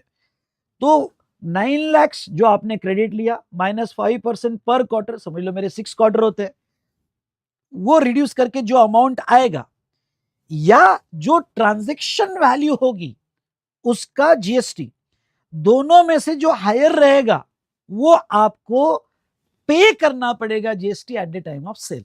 चलो मेरे साथ लर्न करो, अगर आपने कोई भी कैपिटल गुड्स और प्लांट एंड मशीनरी जिसके आईटीसी ले लिए है, वो अगर सप्लाई करते हो तो आपको हायर ऑफ द फॉलोइंग, मतलब क्या, जो आईटीसी लिया -5% पर क्वार्टर और GST on transaction value whichever is higher, ये आपको पे करना पड़ेगा।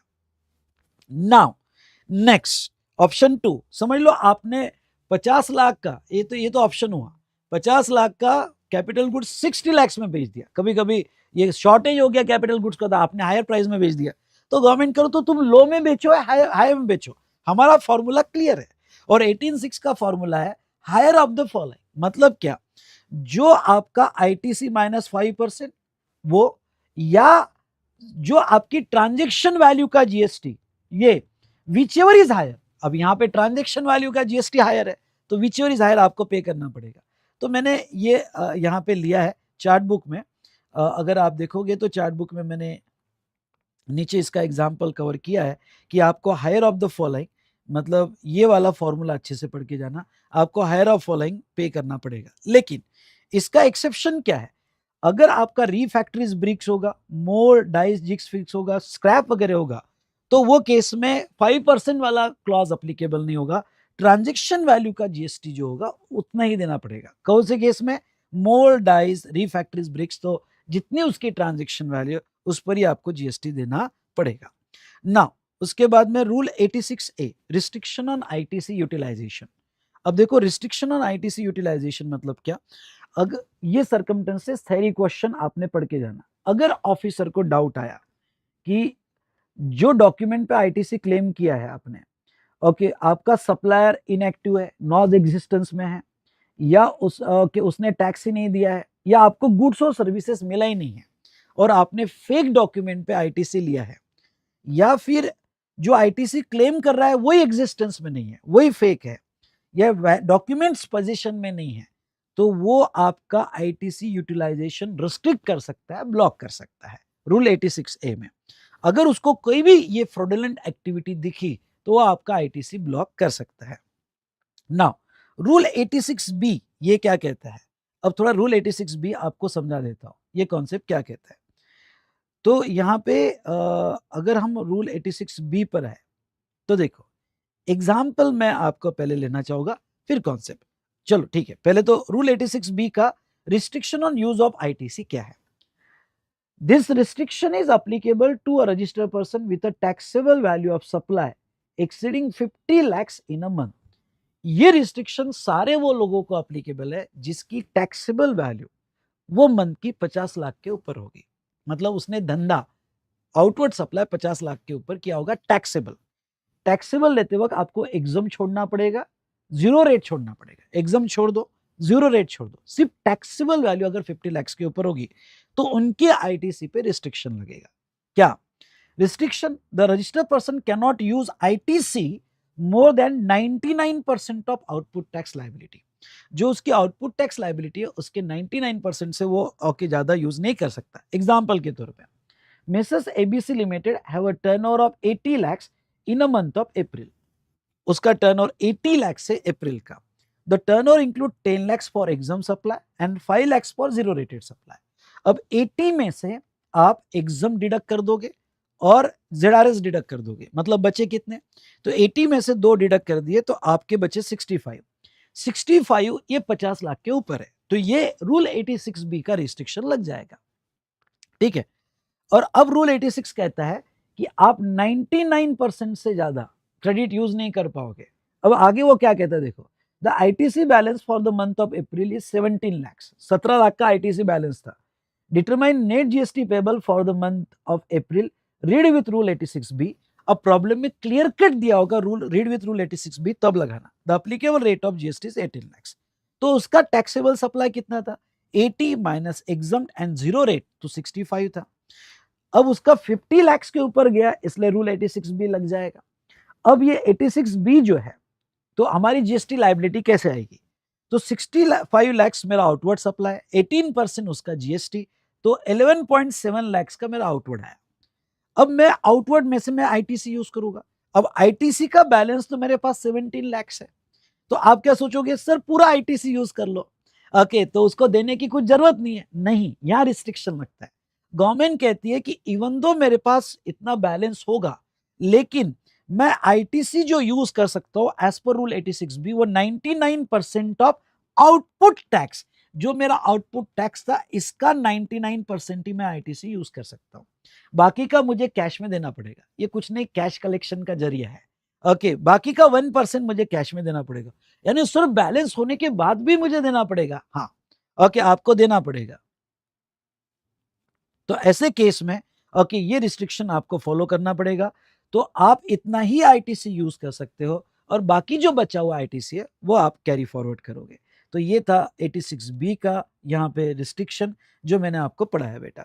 तो चलिए ओके, इस तरह से हमने आईटीसी का कंप्लीट रिवीजन कर लिया। ओके, पूरे चीजें मैंने आपने जितना हो सकता है क्वेश्चन के साथ ओके यहाँ पे मैंने आरआर में लिया और थोड़ा आपका आईटीसी का कॉन्फिडेंस बढ़ाया। ओके, अगर आपको रिवीजन अच्छी लगी होगी तो आप अपनी कमेंट जरूर दीजिएगा, लाइक जरूर कीजिएगा और कमेंट में एक मैनिफेस्टेशन करेंगे, we will give our best इस बार जीएसटी में 40 पार, लिखिए जरूर। And thank you so much. Okay, आपको ये रिवीजन डेफिनेटली अच्छी लगी होगी। ओके चलो डन डन डन डन, यहां रुकते हैं बेटा। वो सेशन बाद में होगा, कॉम्पिटिशन ऑफ जीएसटी के सेशंस बाद में हो गए। ओके, अभी नहीं होगा, अप्रैल फर्स्ट वीक में आएगा वो।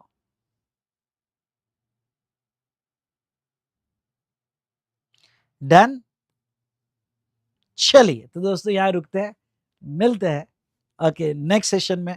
मैं ये कहूंगा कि डिस्क्रिप्शन में आपने टेलीग्राम चैनल लिंक ज्वाइन कर लो।